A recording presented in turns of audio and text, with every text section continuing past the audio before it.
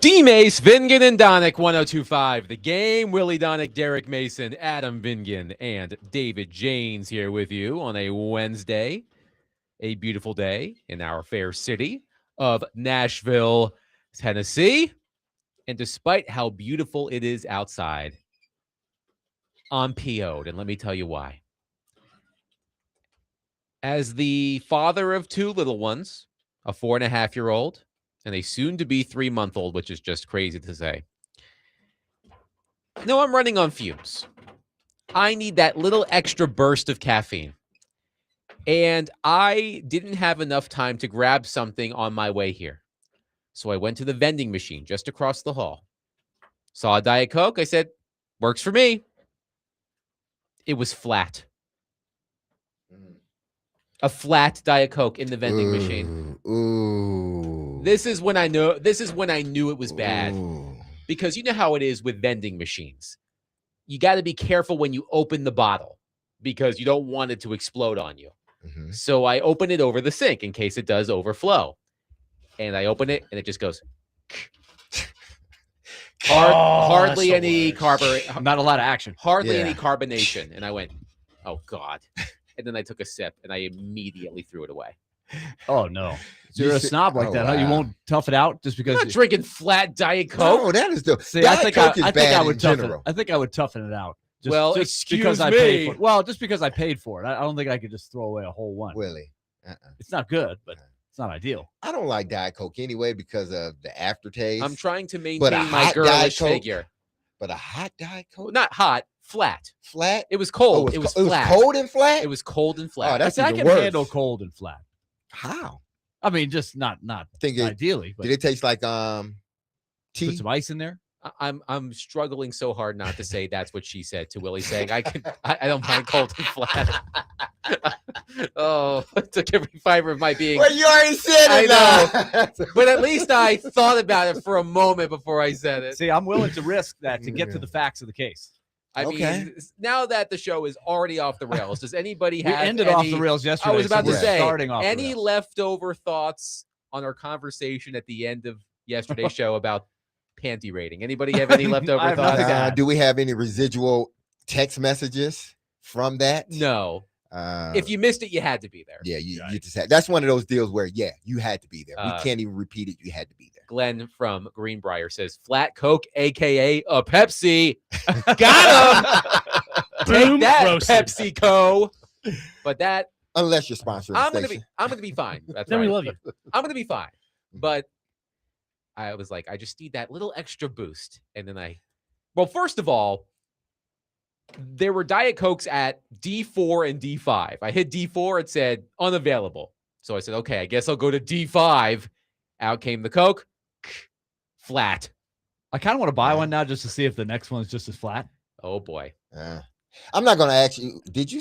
You didn't say what vending machine it was, did you? I mean, I didn't name the specific. Yeah, company. that's what I'm saying. So, I mean, that particular. Can you? Nah, don't even do it because I think somebody else would have to have the experience you had. You can't be the lonely guy that has that experience. Maybe somebody had that experience before you. And Maybe they did what you did. Nothing. Maybe. Just talked about it. Well, I mean, so that's why I said don't name the area that the vending machine is in. I don't want to blame the vending machine company. You have to. They put it in there. I kind of have to. Yeah. I don't want to name names. You could do what you did with the see the vinyl store. That's you true. Could put a little post-it note on the machine saying flat Diet Coke on D5. Please address D5. I did feel really powerful when all of those tow trucks were towing those cars. I like to tell myself I made a difference. Okay, here's stop parking illegally on residential streets. Okay, here's one all right, for y'all. I'm fine and this one may be a tad bit sensitive, so I just don't want to go all out. Okay, I understand. Like, it's never really stopped you before. Yeah, you're right. You're right. You're right about that. But in this case, I am. I understand that. Like, if I'm on the street and there's a funeral going on and we're all going the same way, I know that I got to then pull over and let it go. I understand that part. It's like, let them go. It's a bunch of cars. It don't matter because they're on your side of the street. They're going the same direction you're going. So it's okay. Or if it's a stoplight, everybody has to stop to let them go through. I get that.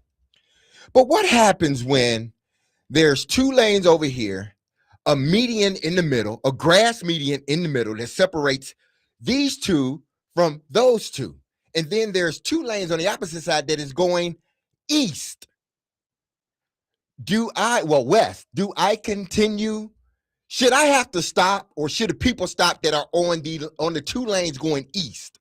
And there's a partition or medium in the middle of it. Do those people need to stop? I'm asking y'all.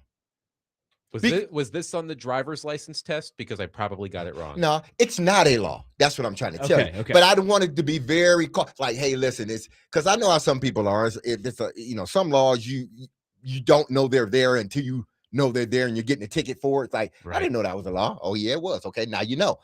But in this situation, this funeral, what they had about, no lie, it was almost 100 cars. So it's a big one. It was a huge, and it was on the other side. So I understand the people on that side kind of pulling over, stopping and so letting you're going them go. the opposite and I'm direction. going the opposite way, and everybody stops right there. And Going I'm the like, opposite way? Yeah, going. I'm like, And there's a median. there's a median in the middle. No, you guys That's should know. crazy. I'm like, That's crazy. y'all keep driving.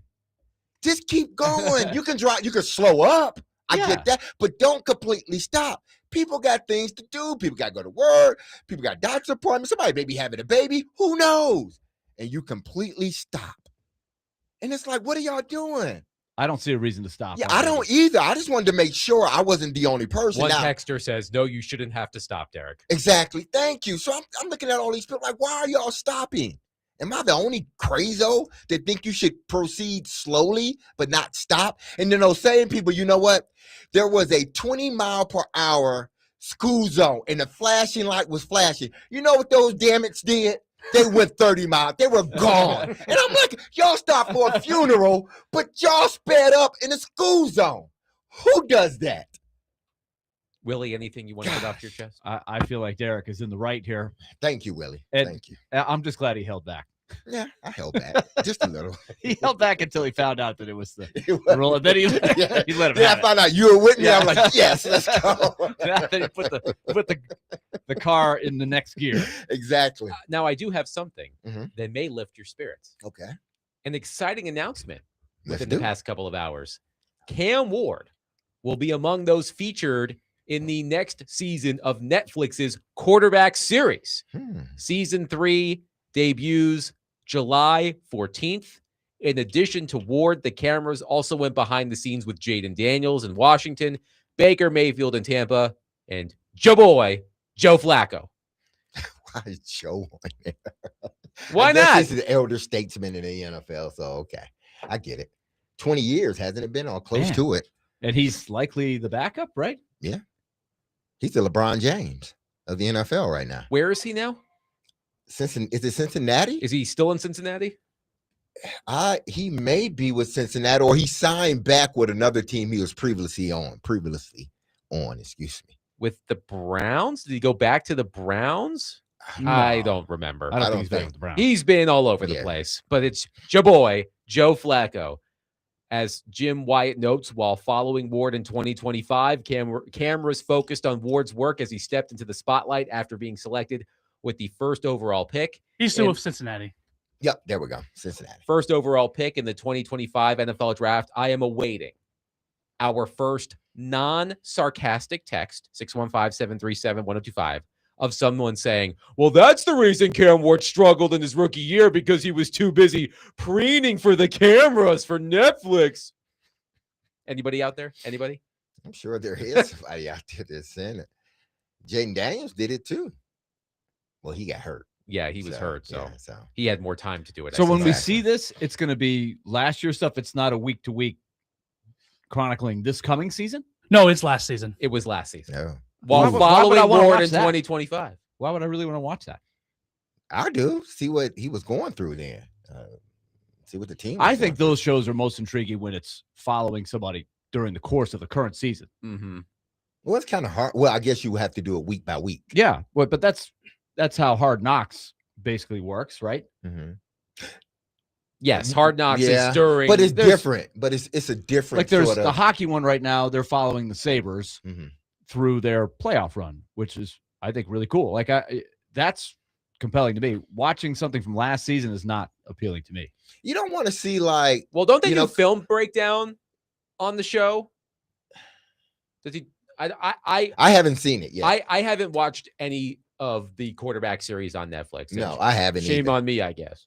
I mean, now I have a reason to watch it because Cam Ward. But wouldn't you want to know, like, because these are some of the questions that we asked during the season, you know, what is Cam going through and stuff like that. Wouldn't you like, it would be intriguing from that standpoint, those questions that we were asking. Callahan getting fired in the middle of it, I guess. How did Cam react to that? Like, truly. So I think this year, that last year in particular, it may be interesting because of what he went through as a young quarterback. It can add some more context to the things we discussed last Mhm. season. Plus, it's coming out in mid-July when it's hard to come up with things to talk about. So, we'll milk it for all it's worth. We'll angle it until we can't angle it no more. Absolutely. All right. There are many texters who want to respond to what you had to say, Derek. Okay. One texter says, I'm with Derek. I ain't got no time for dead people. I ain't mean it like that. I'm just saying. To get Derek in trouble. Yes. Don't get me in trouble. If I'm on the same side of the street, then yes. There's going to be a big headline card. Mason, disrespectful to funerals. And that is not the case. Dmase does not like funerals. I mean, I really don't. Who does, in a sense? But it happens. It's life. Gunner says, all it takes is one person starting that, then everyone else just follows suit because they feel like they have to. Yep. Mm-hmm. Jeremy says, if you don't have to stop for a school bus or emergency vehicle, then you shouldn't stop for a funeral procession. But you do have to stop for a school bus. Yes. I stopped for a school bus on my way here. I guess he's saying if it's moving, you don't have to, you know, you just, because say if it's coming opposite direction, nobody stops because there's a school bus coming. I think that's how he meant it. Maybe he probably meant it by, when they put out that big red stop thing, you got to stop, man. It happened to me on my way here. I was driving the opposite direction. Mm-hmm. The school bus stopped. The little stop sign came out. I stopped. You got to stop. Yeah. So I'm not. I think we can go with Derek doesn't like dead people. Oh, wow. I didn't say that, man. Well, I mean, with the magic of editing, we can make you say anything you want. Right. That's dangerous. So. It's dangerous. 615-737-1025. One texter says, I guarantee you the dead person won't. I guarantee you the dead person didn't care if you stop or not. Probably not.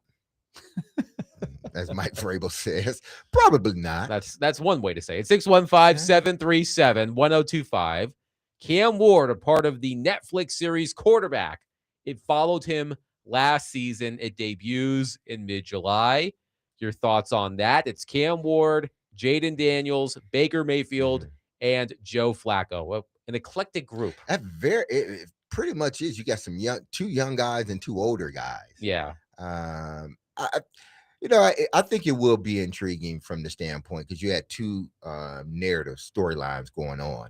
You had a guy coming off a damn near MVP season a prior year, rookie of the year. Mm-hmm. Gets hurt. Pro Bowl. I think he was all pro. He ends up getting hurt the next following season. The team tanks, not on purpose, but they're bad without him.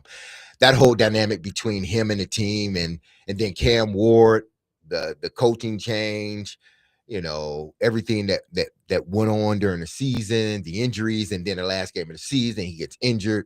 I think those storylines are things that, people are intrigued by for the simple fact of, I want to know what was going on at the minute it happened, like all the stuff happened. 615-737-1025. Coming up next, as you all know, the NFL schedule gets released tomorrow evening, and we're all excited about it.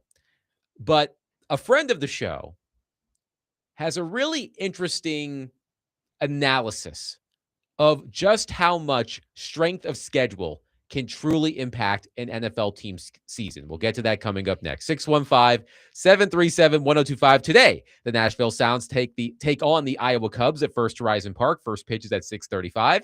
Catch all of the action on 94.9 The Fan, presented by Twin Peaks Family Leisure and Social Cantina.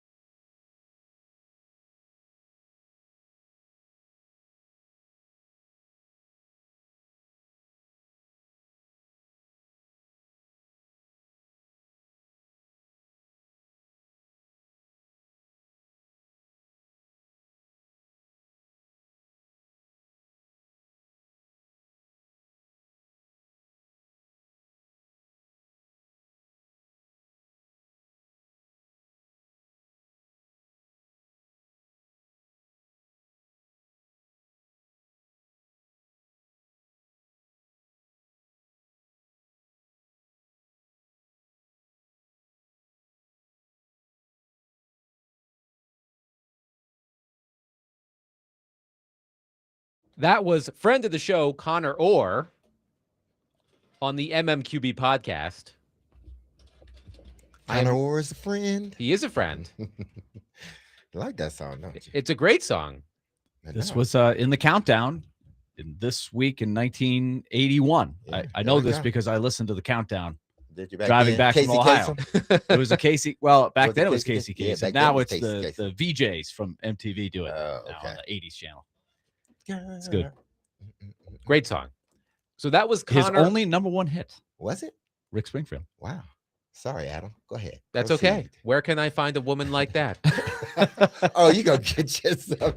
I mean, she lives in my house. Wink. Love you, honey. All right. All right.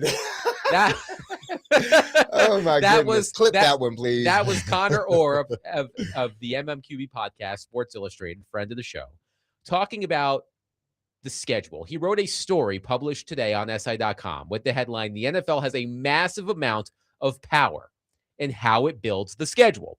When the full slate of 272 games is released Thursday, we will see how the league itself can put its thumb on the scale to affect all 32 teams." So here are some notes from Connor Orr, some of which you just heard in that clip. Among the 11 teams with the easiest schedules in the NFL last year in terms of opponent strength of schedule, because there was a tie at number 10, only 3 missed the playoffs. The team with the easiest schedule, the Patriots, made it to the Super Bowl. Of the 5 teams with the best net rest differential, a metric that takes into account the rest between games that each team has coming into the matchup, 3 of the 5 best teams reached the playoffs, and one, the Seahawks, won the Super Bowl. Meanwhile, among the teams with the worst net rest differentials, the Commanders had arguably the most disappointing 2025 season, and the Raiders ended up with the #1 pick. Only one of the teams with the 6 worst net rest differentials, the Bills, made the playoffs, and they were clearly gassed. Connor Orr mentions only 2 of the 10 teams with the hardest strength of schedule, the Rams and Texans, made the playoffs. To me, that's incredible. That is really telling. And I don't know if there's anything in that article, because they didn't cover it on the podcast that I heard, how that compares year to year. But I think it's been determined that the Patriots had one of the easiest schedules in NFL history. No doubt. Last year. Like, that's a fact. That's not anybody's opinion. That's just how it fell. But 8 out of 10 teams that had the easiest schedules made the playoffs. That is huge. And basically 8 out of 10 that had the hardest schedules missed the playoffs. That tells you something.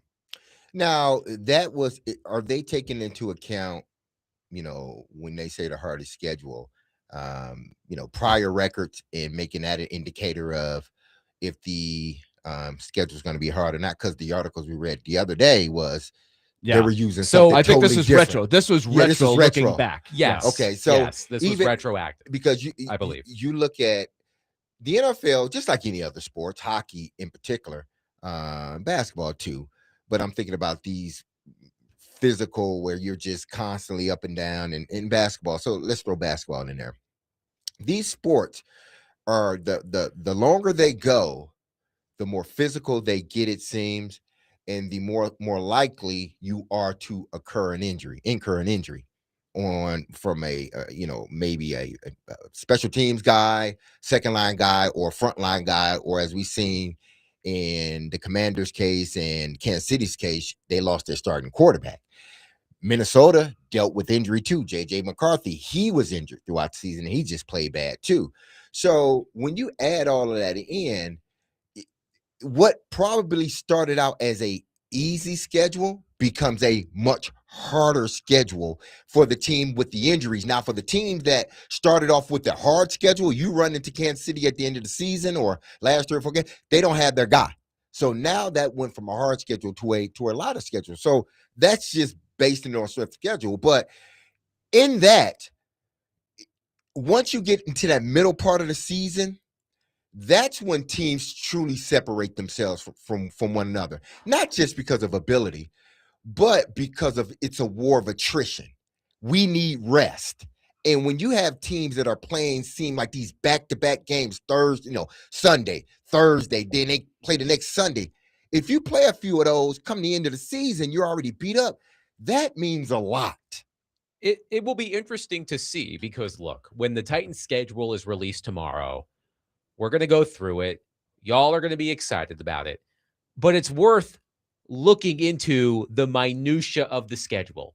Consider last season. The Titans were supposed to have one of the easiest schedules in the NFL last season. It ended up, by some metrics, being the hardest schedule in the NFL last season. The Titans played 10 of their 17 games against teams that made the playoffs. They went 0-10 in those games, by the way. But I think I found the same list Connor Orr was using for net rest differential from Warren Sharp. The Titans had one of the worst differentials in the NFL last season, -6. By the way, the worst team, the Raiders, -19 from a net rest differential. So the Titans did not get any help in the schedule in terms of playing tired teams. So, for example, when you're evaluating Cam Ward's rookie season, you have to take all of this into account. Mhm. Some of you will think we're making excuses for Cam Ward. And Cam Ward had an up and down rookie season. But if you aren't including this context when discussing Cam Ward's rookie year, you're not being completely honest about your evaluation. We went through all of the defenses he played last season, a lot of the best defenses in the NFL. So I am really interested once the NFL schedules come out and people such as Warren Sharp and Connor Orr dig into the numbers. I'm curious to see if the Titans have an actually easy schedule this season, because last year it was anything but when it was supposed to. I don't think it can possibly be harder than last year. As we talked about yesterday, you can't know. You can try. You can look at a schedule in May and say this looks easier or looks harder. You can't know until that schedule comes out, or until you start playing week to week and you start figuring out, hey, you played this team and their quarterback was hurt, or you played a team that looked easy on paper that's overachieving, or maybe you catch a team when you're a little bit hurt in terms of missing 3 or 4 key guys. That is something you cannot predict that is going to happen. But I think in a general sense, I cannot imagine it being tougher than it was last year. And, of course, one thing that should be pointed out, back in the day when there were less divisions and a couple less teams, there were more games that were based on where you finished in the standings. So if you finished 5th in your division, back when divisions had as many as 5 teams, you played 3 or 4 other 5th place teams. That is different. Now you only play 2 games against teams in other, or maybe 3, I guess, now that there's 17 games. There's not that many games that are determined by finishing last. So it really comes down to the 2 divisions you are going head-to-head with. Mhm. So if you draw a tougher division or a weaker division, that makes a big difference. So this season for the Titans, it's the NFC East, I believe. They play the Commanders, Cowboys, Giants, and Eagles. Well, it depends on, it could end up, it can be a tough division. It could be not a tough division. How does, Jaden Daniels come back from his injury?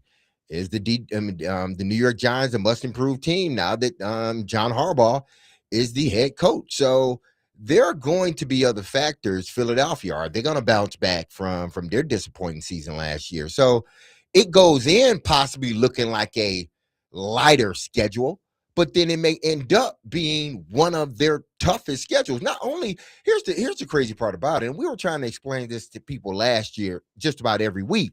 And people took it as, oh, well, you're making excuses for these guys. No, it's reality. Not only now that we see they had one of the worst rest differentials, they had the hardest schedule at the beginning of the season than anybody. So a team with a hard schedule and ain't getting no rest ultimately, with a rookie quarterback and a coach that got fired, that's not a good recipe. Well, let's take an example of a division they played last year. They played the AFC West. So before the season, I don't think you would, or a year ago in May, you're looking at it probably thinking, all right, you got the Cardinals and you got the Seahawks. Those 2 teams last year didn't look all that great. 49ers and Rams, okay, pretty tough. The Rams, I think, were even better than people thought they were going to be. They were arguably as good as anybody last year. They played a tough schedule. They were one of the teams that had one of the toughest schedules and still made the playoffs and nearly went to the Super Bowl. In fact, if they had hosted that game against the Seahawks in the NFC Championship game, do they win that game? Maybe. So they were good enough to win it. I'm not sure I would have sat here last May and said, yeah, I think the Rams might be the best team in football, but they were among them. The Seahawks, we know, were the champions. Nobody thought they were going to win the Super Bowl. So in May, if you're looking at the Titans' strength of schedule, you're like, Seahawks, winnable game, maybe, especially at home. Not the case. And then, of course, the 49ers were still a pretty darn good team.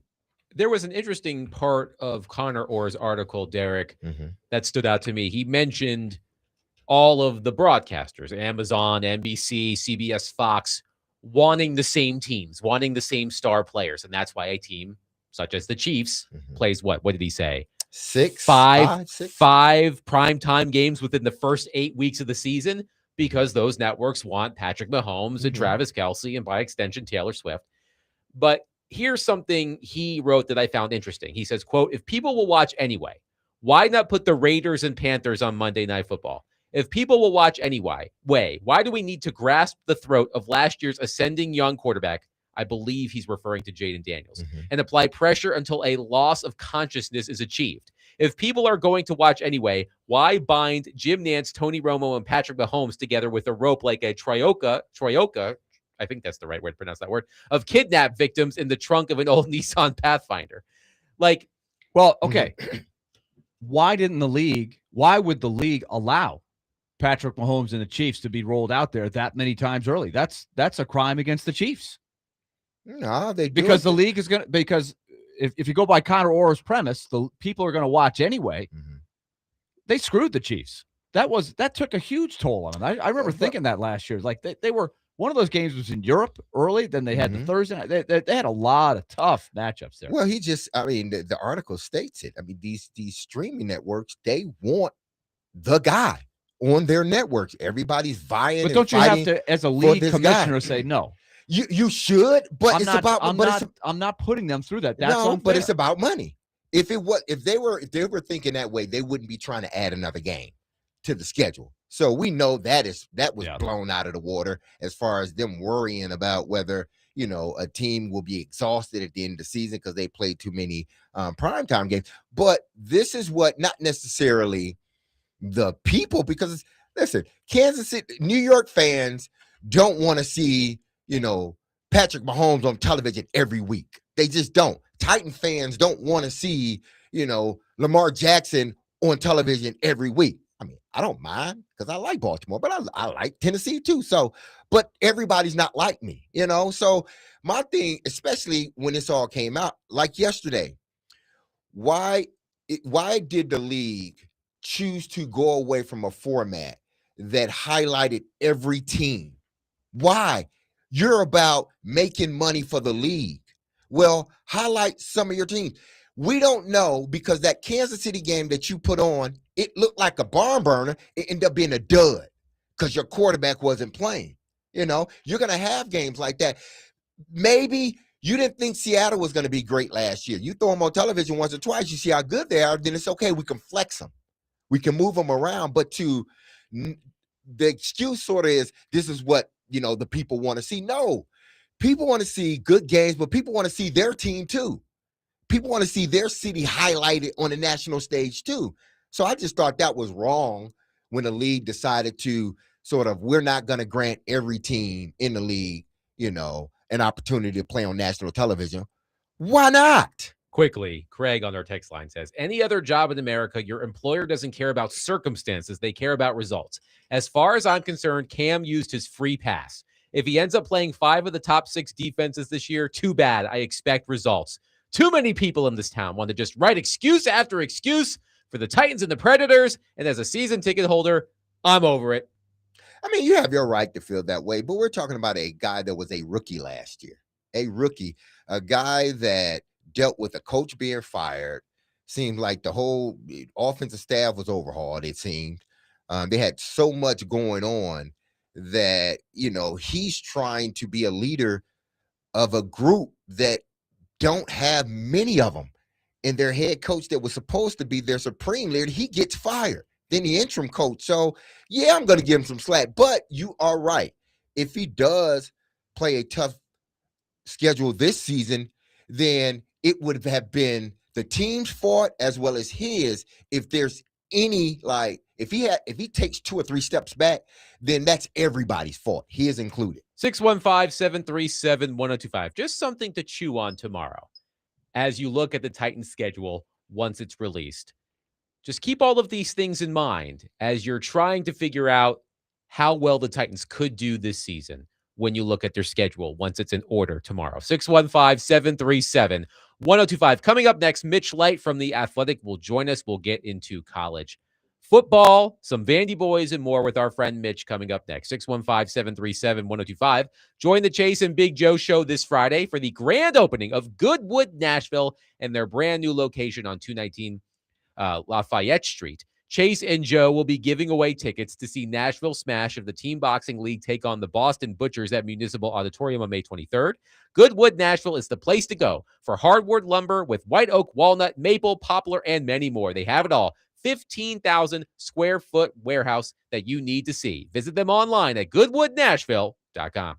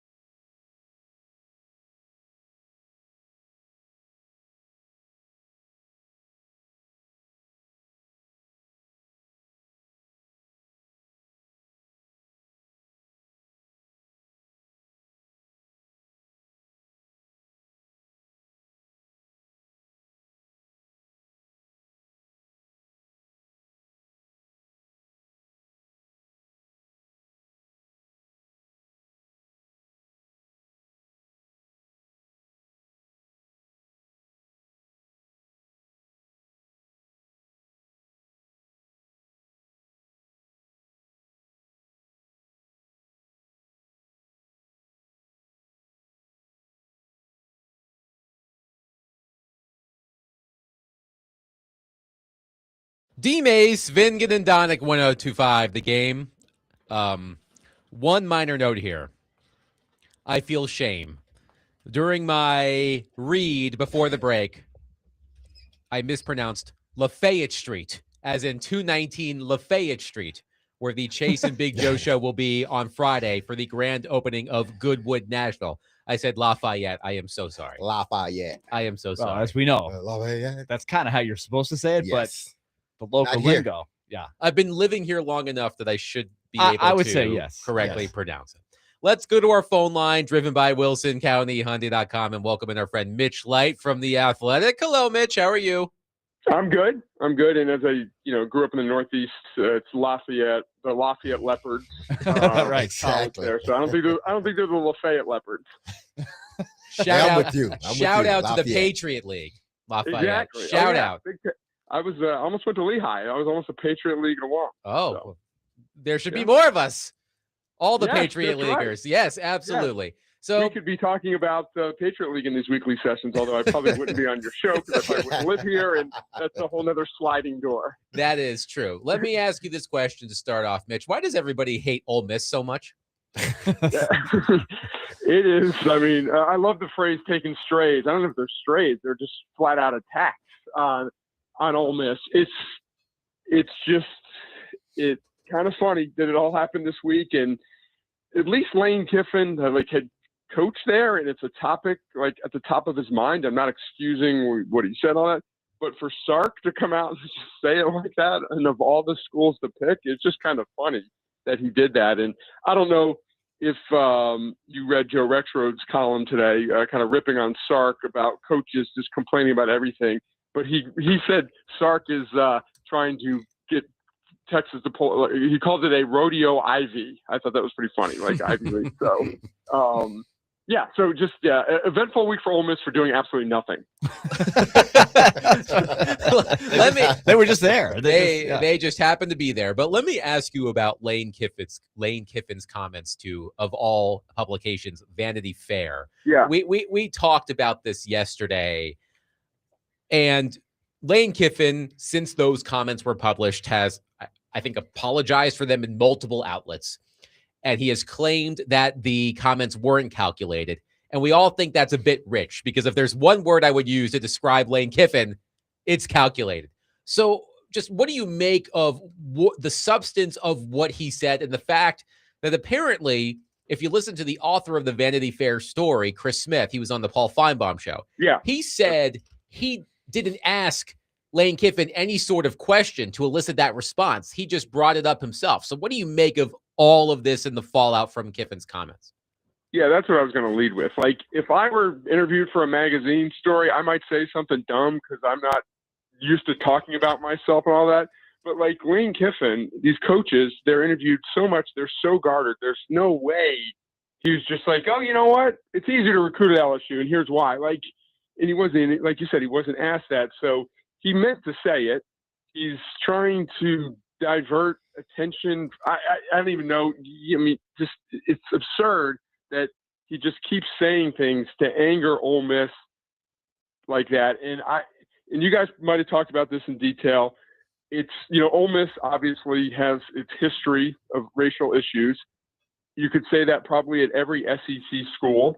So for him to say, it's not like he took a job at Michigan State or Michigan and then just talked about how it was difficult to recruit black athletes in the South.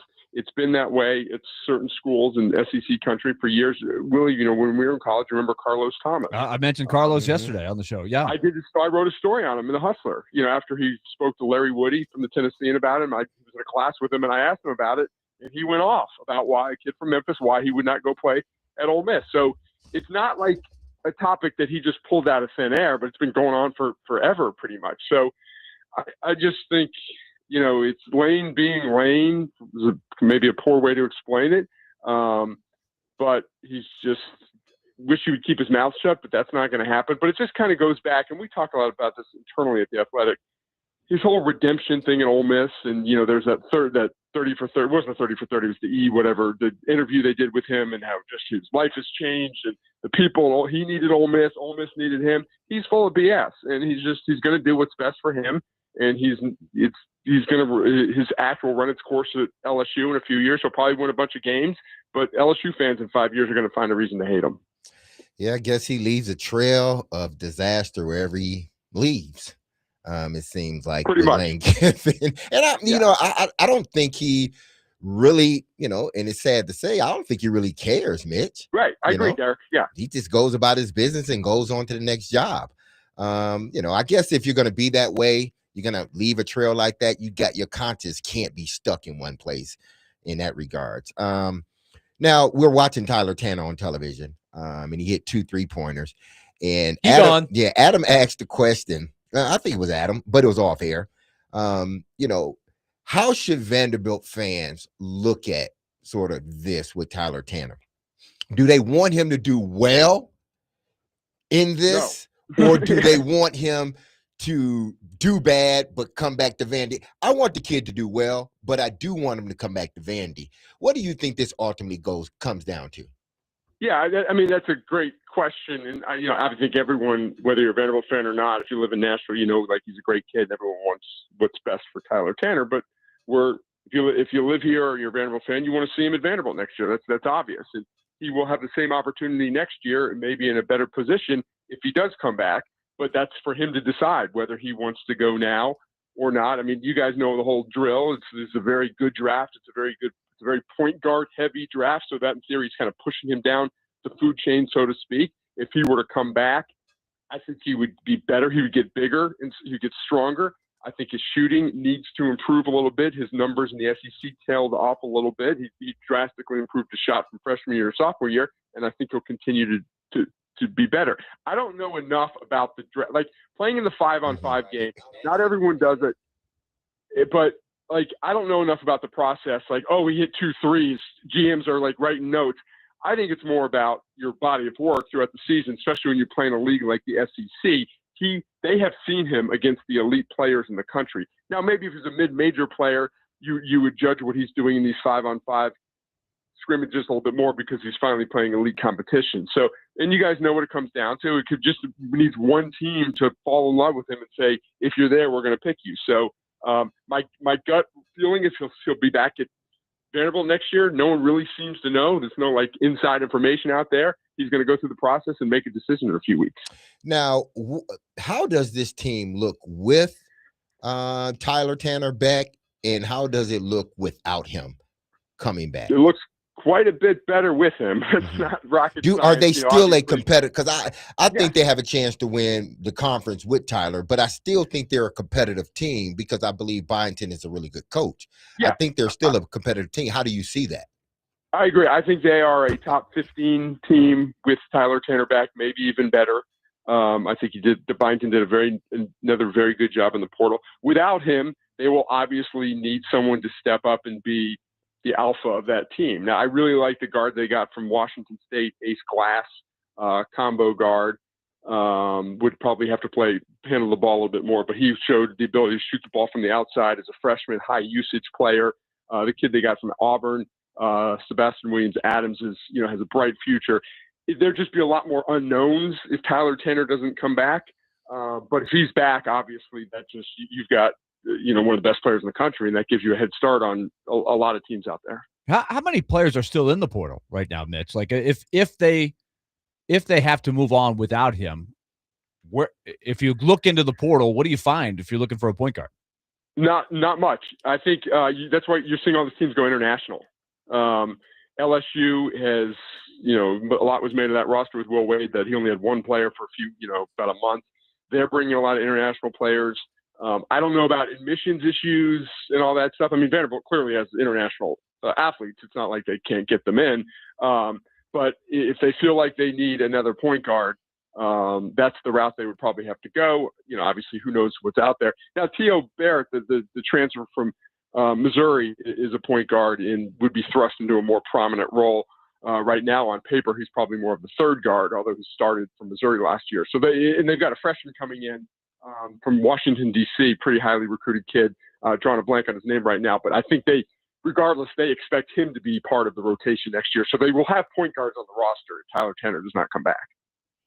Mitch Light is with us from The Athletic. Mitch, another good article in The Athletic today, and you have good perspective on this because you have a son that goes to Wake Forest here. But David Ubben had sort of the latest trend of how you generate revenue on a college campus, and you try to recreate what the Braves have. For people that have been to a Braves game in the last few years at their relatively new park at Truist, they have what's called the Battery. That concept seems to be something that's in motion on a lot of campuses right now. Yeah, Wake Forest was one of the examples. Tennessee, obviously, prominent locally, is doing it. It's just we're in the era of revenue creation, and schools need to create as much revenue from all these different sources as possible. A lot of these schools own the land, so obviously they're spending millions and hundreds of $millions to build these, whether it's apartments or retail space, but they own the land, and they will reap the rewards from that if all goes well. I mean, there were a couple good examples, like Florida State. I think there was an example there where there was basically between the football stadium and the basketball arena, wasn't the best neighborhood, but they owned all that land and they built some stuff there. If you've been to Wake Forest, it's off campus. It's about a mile from campus, and there's really nothing there. It's just the baseball, football, and basketball arena. There's really nothing around it. So they're really trying to build that up and make people go to a game, stay there, eat dinner, all that stuff. So it's just schools being creative, trying to raise as much money as possible. That's pretty cool.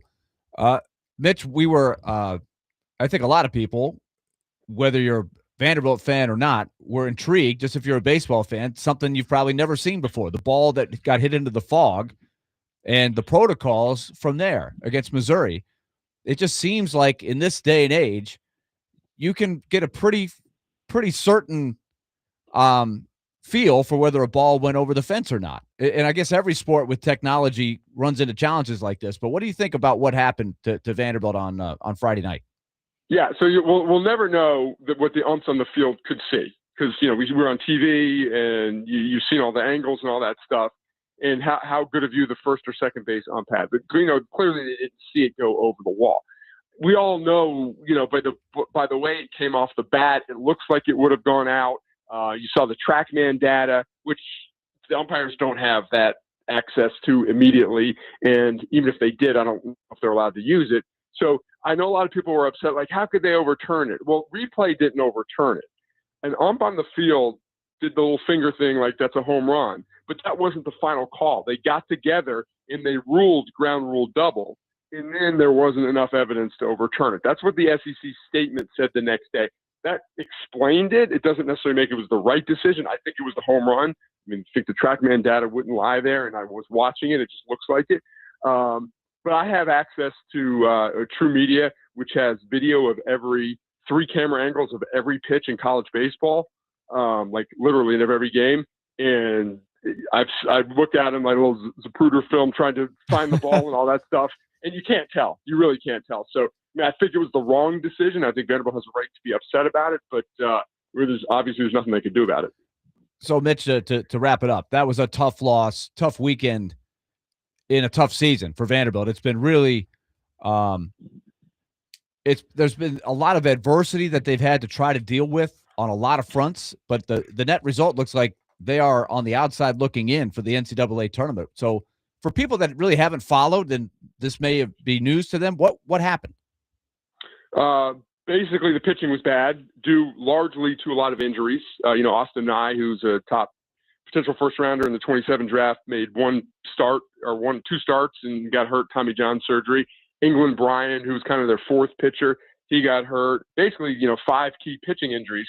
And what that did was force them to rely on a lot of freshmen, which it's not just wise to do no matter how talented they are. Last year in SEC games, Vanderbilt, 5% of its innings were pitched by freshmen. This year, it's 25%. So they got some kids that I think are going to be pretty good. They're just put in high leverage or high pressure situations, starting games where they probably shouldn't be starting. So the ironic thing is that fans for years, the last 2 or 3 years, have been complaining about the offense, the lack of power. Jason Esposito comes in, Vanderbilt's 5th in the nation in home runs, among the league leaders in runs scored and all that. And the pitching, which is usually such a strength of this program, really wasn't good enough this year. And that's why. I mean, that's why they're not, barring, if they beat some good teams en route to the SEC championship game, maybe. But right now it looks like they need to win the SEC tournament to make the NCAA tournament. Mitch Light has been our guest on Dmase, Vingan, and Donick. And one thing to make clear, one texter after hearing Mitch talking about his experience at the Vanderbilt Hustler texted, he writes for Hustler? No, Mitch is No, there's not. somebody new to town. Mitch Exactly. is not a fan of Larry Flint as far as I can tell. He's referring to the Vanderbilt Hustler, the school newspaper, not the naughty magazine. No comment. That's all I'll say. All right, No Mitch. comment. We'll talk to you soon. Right for Adam, Hustler? Yes. Adam, I will be. I'm ready if we want to do the Patriot League hour at 7:00. Okay, sounds good. We'll talk to Chase. Riveting. All right. That used to be the line back in the day before Thanks, when Mitch. magazines were big. Mm-hmm. That some people would say, "Yeah, I got Hustler for the articles." For the articles. Yeah, right.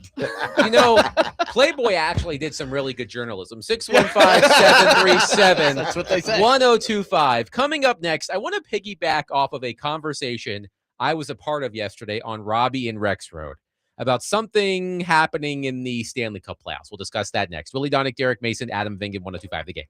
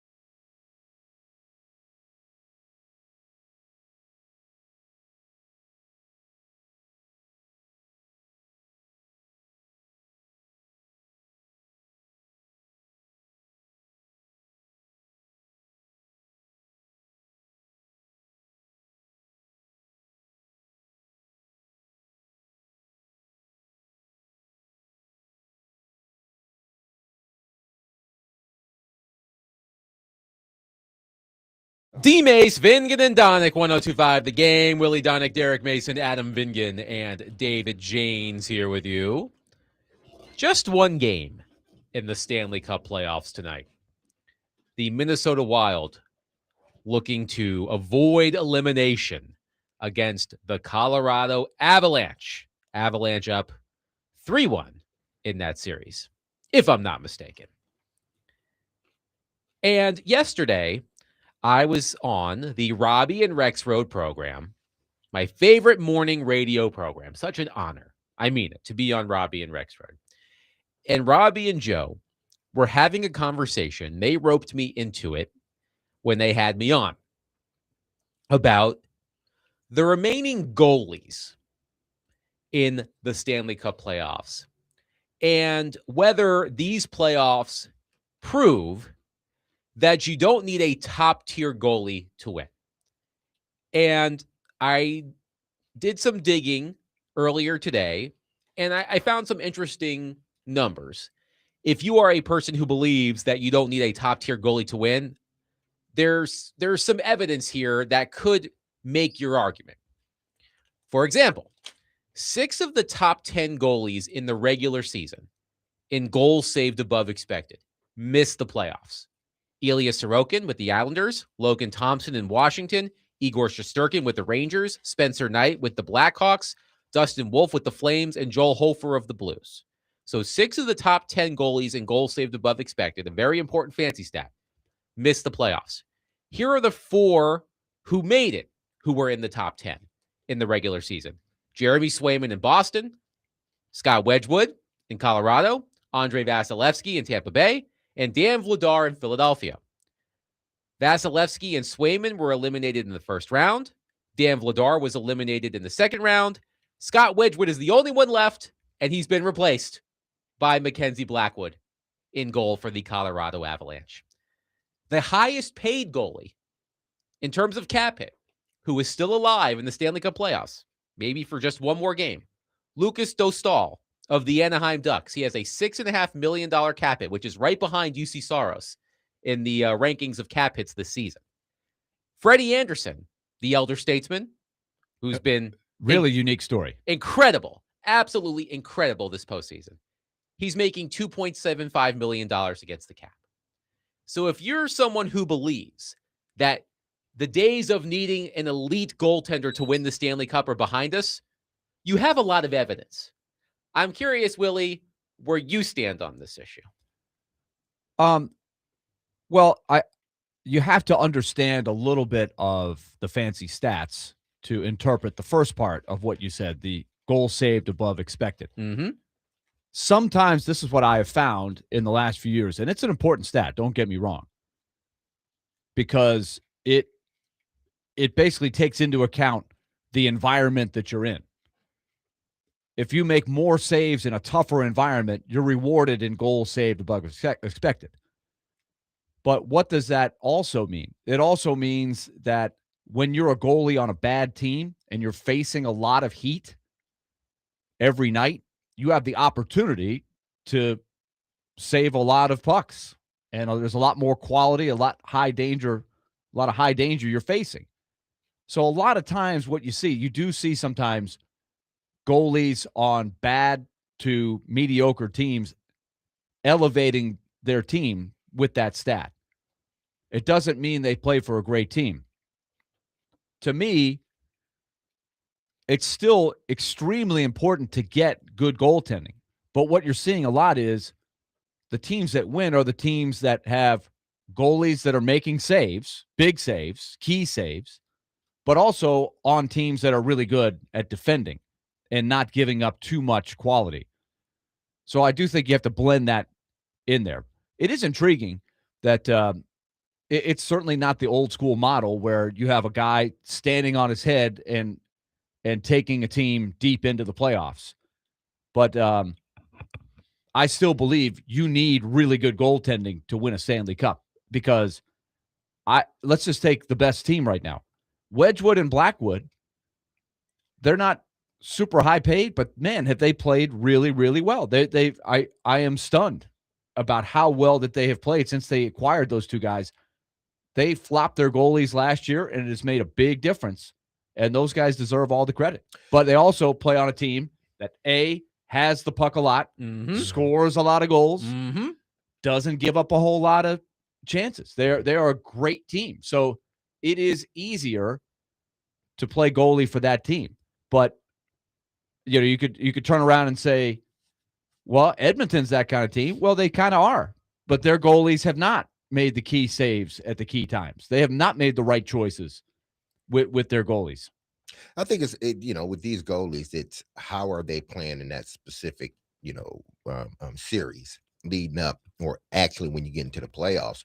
I think there are too many good scorers nowadays to just depend on having this, especially in the playoffs. Now in the season, it's a little bit different, but to ask a guy to do that in a playoff series when everything is concentrated and you have these high-powered scorers, you can't expect that goalie to stand on his head every night. So why not have a good goalie, but you have guys that can also score on your team? Paying a goalie a bunch of money and having him stand on the head, but you ain't got nobody that can score. It's hard to win a championship that way, even though it has been one that way. But if you have a good goalie like Wedgwood or like you said, Blackwood, but you have a high-powered team, you're more than likely going to continue to proceed through the playoffs. Wouldn't you say, too, that this is another Vegas Houdini act that they have pulled in a series of them over the years with their goalies, especially? Carter Hart, when he was coming out of the draft and everything, he was one of the highest touted goalie prospects in the game. And the reason he was available is, and we won't go through all the details, but he was available because he was kind of outcast from the league. He was involved in an incident, and he was exonerated about something that happened when he was, 17 or 18 years old, playing for the junior team in Canada, that stopped his career cold when he was a rising guy for the Flyers and having his ups and downs, but he was always a talent that came into the league very, very young. So he was available. John Tortorella threw him in there, and he is a hot goalie, but he is also a big talent.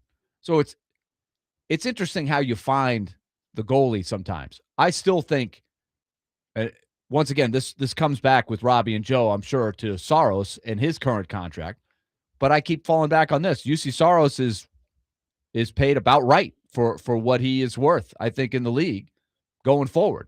And I think UC Saros needs to play better. But I know there's a lot of teams that would rather have UC Saros in goal than the goalie that they have. Let's go to William on our phone line. William, thank you for calling. Please go ahead. Oh, yes, sir. I just wanted to ask, with the Predators being in the offseason, because they didn't make the playoffs, I've sort of just not paid attention as much. But, has the draft pick that they would be picking, has it came out yet? And another thing, what do you think this offseason, you think they're going to move guys around like Stamkos and maybe a few of them? And I just want to tell y'all, man, y'all keep up the good work. There's days, man, that I have that I'm down and out, and I turn y'all on, and y'all help my day get better, man. God bless y'all. Thank you, William. Well, We appreciate that. Appreciate to answer you. your Listen. questions, William, yes, the Predators will have the 10th overall pick in the NHL draft. The draft lottery was last week. In terms of offseason moves, it's hard to speculate when the Predators don't have a GM, which we will discuss in the next segment. But to continue the conversation about the goalies, I'm looking at the goalies who were on teams that made the second round. You just mentioned Carter Hart in Vegas. He was out of the league for a minute because of some legal issues. I mentioned Lucas Dostal, good young goalie, 25 years old. He's on the come up. Jakub Dobish in Montreal, rookie, had some really good games in this postseason, was outstanding down the stretch. Dan Vladar. Dobish, at least right now, looks like he would be on track to get a pretty big contract. He looks like a rising star. The crowd is behind him now.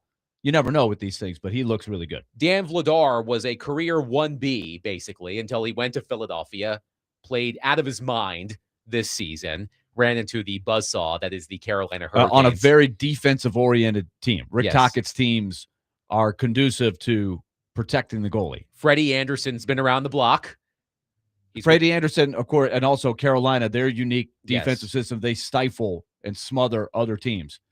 Freddie Anderson hardly played this whole year, got healthy, and he is on a nice ride right now. That also is a team that has taken the Robbie and Joe angle of our team is so good, we don't necessarily have to have a great goalie. Alex Lyon, who is a career journeyman in his mid-30s, close to mid-30s for the Buffalo Sabres. I mean, Scott Wedgwood, he was here. He's also a career journeyman bouncing around the league. He is. He had a fantastic season for the Avalanche. He led the league in a lot of the categories, sharing the time with Blackwood. So this leads to, as you mentioned, Willie, the obvious conversation about, well, the Predators clearly didn't need to sign UC Saros to that contract because you could just sign Alex Lyon off the street and you could be fine. But you've got to look at, again, we talked about it with Cam Ward and the schedule. You've got to look at the context. You have to look at the environment.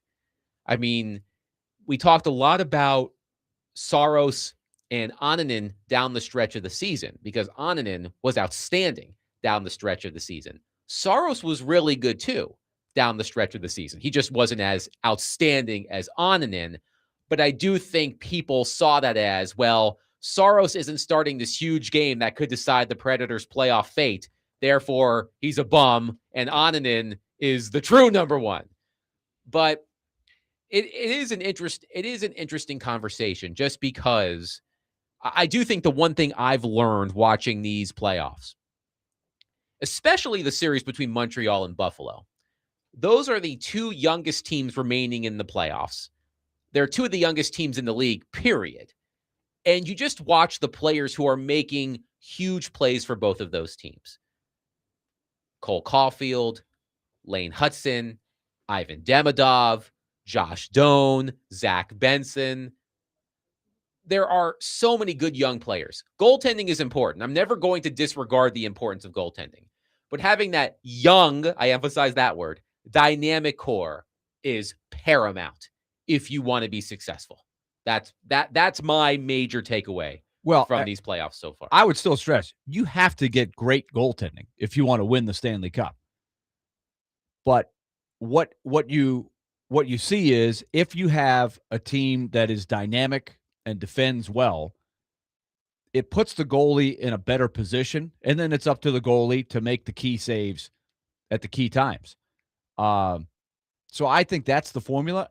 I'm also curious what runs like this there's some young up-and-coming goalies, as we mentioned, like Dobesh. We'll see what happens in Buffalo. Lyon and Luukkonen have gone back and forth as a starter. They went with Luukkonen last night. The Wild have been switching goaltenders too, right, recently. And they've got the Wild are interesting because they've got a guy that they signed, and Philip Gustafson, that wasn't like a high first-round pick or anything. He is sort of that mid to late bloomer that's being really good for them. They also have a guy in Jesper Wallstad, who they've been going with more, that was right alongside of Askarov as the top goalie prospect in the game for the last few years. He's still very young, and he's doing really well. But obviously the Wild are a really good team. It makes his job a little bit easier, but he's been exposed some because the Avalanche are just so good that they're going to get their heat on every goalie. But I think he's done pretty well. He's on track to be really, really good. He is a talent. 615-737-1025. Have these Stanley Cup playoffs proven that you don't need a top-tier goalie to win? 615-737-1025.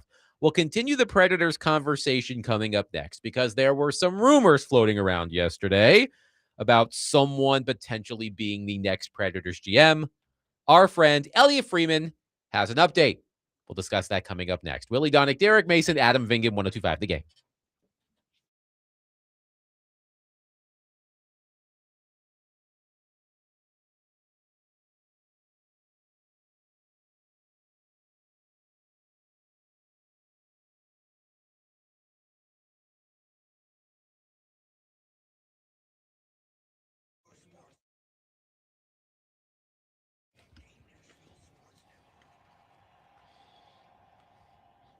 Hey, if you've lived in Middle Tennessee for any time, then you've seen how wild our weather can be, from winter storms, tornadoes, to floods. We've seen it all. Like many of you, the winter storm earlier this year caught me unprepared and off guard. I lost power for 7 days. That's 7 days out of my house in a hotel, 7 days worrying about whether my pipes were going to burst. That's when I realized being prepared isn't an option anymore. It's not optional, okay, people? I will be ready the next time the weather emergency happens. I started looking around for whole home generators and found Tri-State Water, Power, and Air.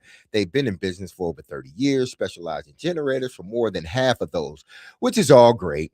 But the reason I reached out to them was because of the reviews and confidence that other homeowners shared about their experience with Tri-State Water, Power, and Air. When Tri-State came to the house, they did a free on-site assessment. The computer thing they did was great, wonderful, a lot of moving parts, and made sure the generator fit my home and my family's needs.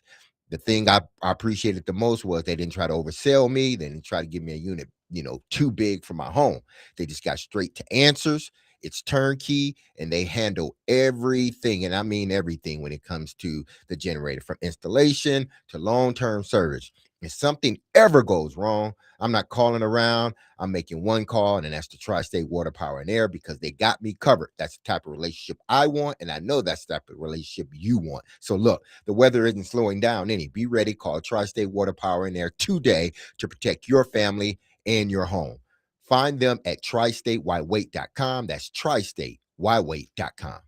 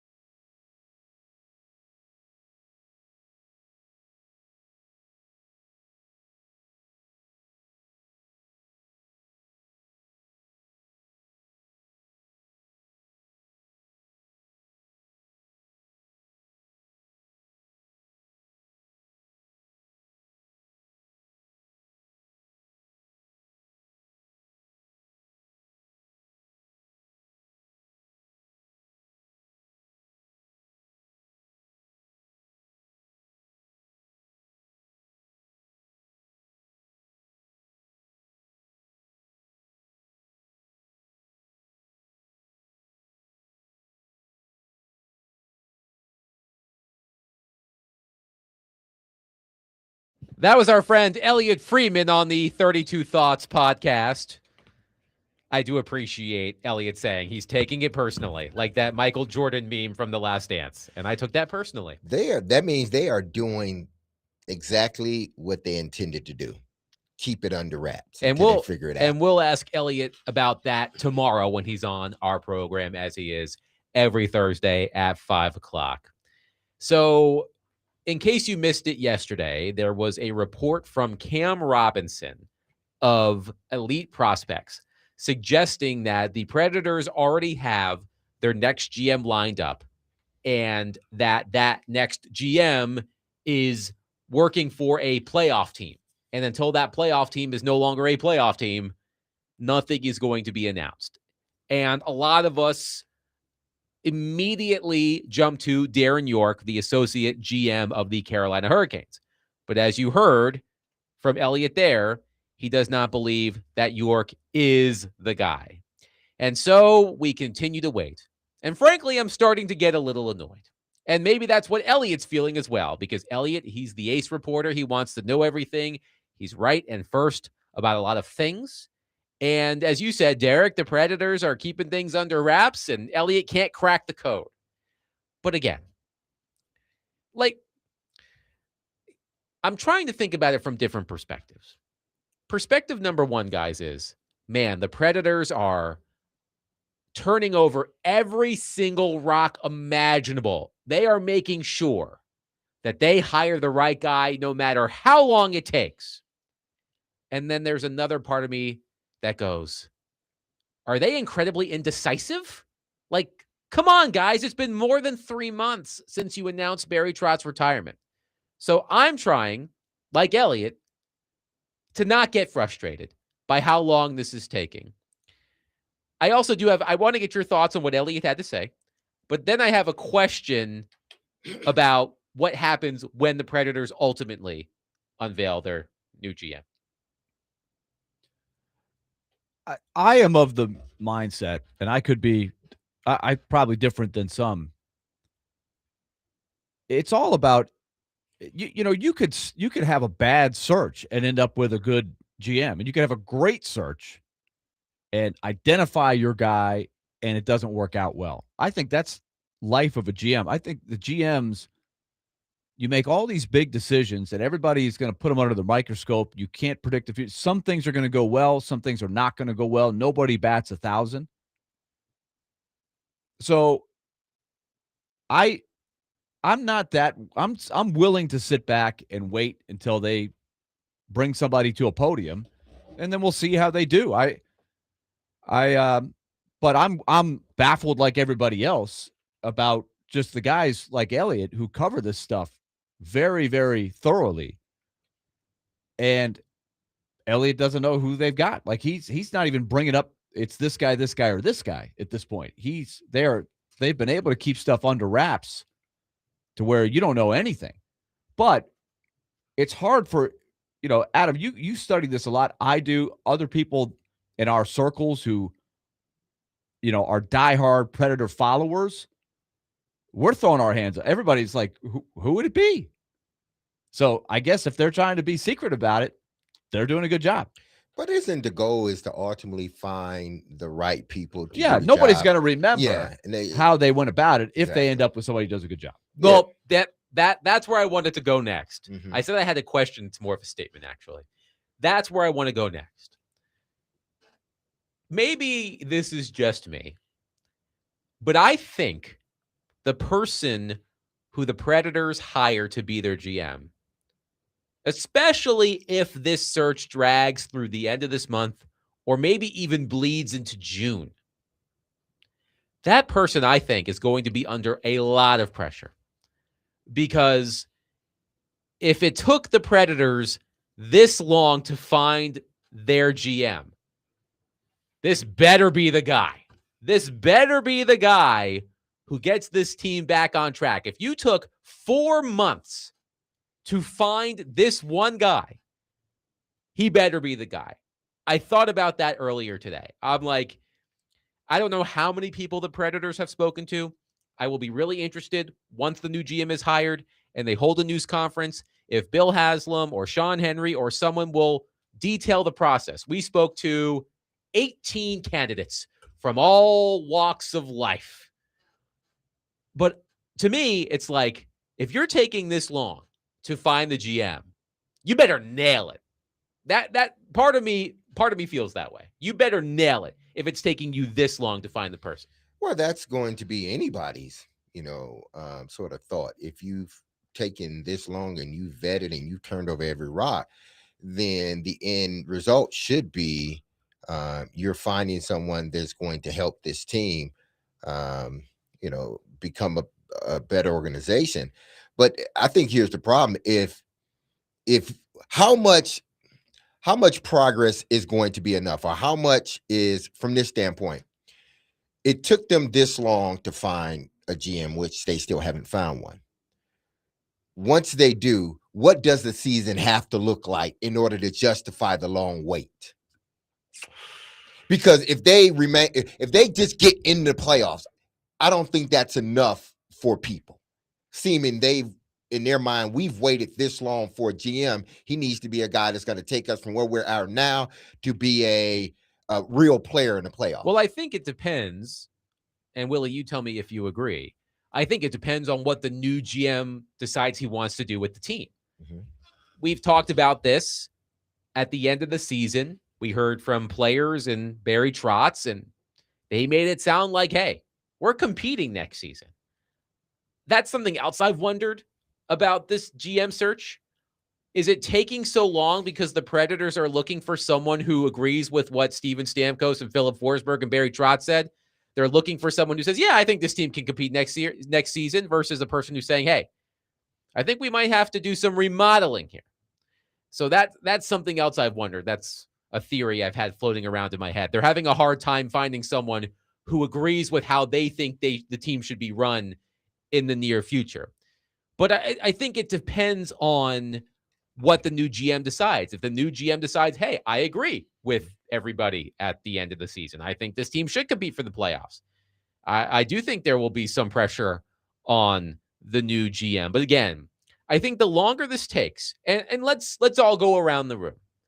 Are you, when the Predators announced on February, I believe it was February 2nd, that Barry Trotz was retiring, did you think they would have hired a new GM by May 13th? I would have thought yes, but they did say specifically, Bill Haslam said, we want to make sure we have the new GM in place by right before the draft, was where he said was sort of the cutoff. But there's still a long way to go before the draft. He said that. But most GMs, most owners in these situations often do say that when they make changes in the offseason. No, we'd like to have someone in place by the draft and free agency. Well, they have to have somebody in place by the draft. Of course. So, to me, like, I think that's sort of this, I don't know if this is the right word, boilerplate sort of thing that people in this situation say, oh, we need to have someone in place by the draft. But it often doesn't take until mid to late June for that to happen.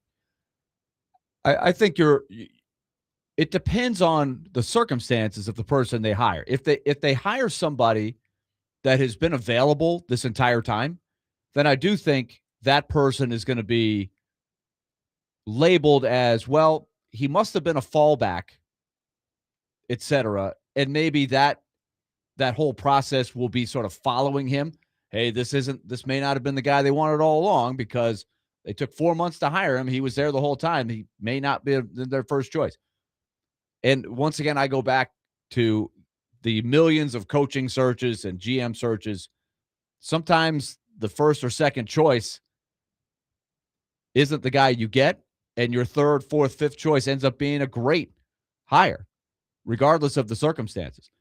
There might also be somebody they bring to that podium that just wasn't available until a certain date for whatever reason, and we've hypothesized on what that can be.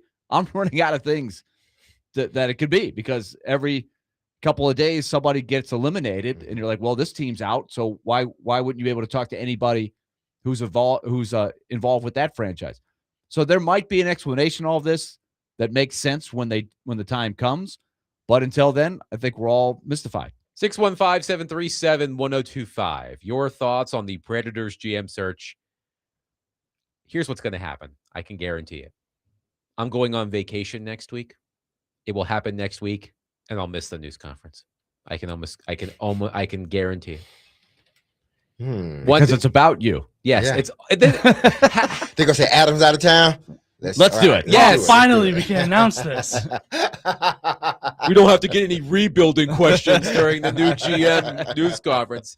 I'm being mostly tongue-in-cheek. 615-737-1025. We'll take your reaction coming up next. The 615 Open Golf Tournament might be sold out, but you can bid on all kinds of awesome experiences to directly support Folds of Honor at 615open.com/auction.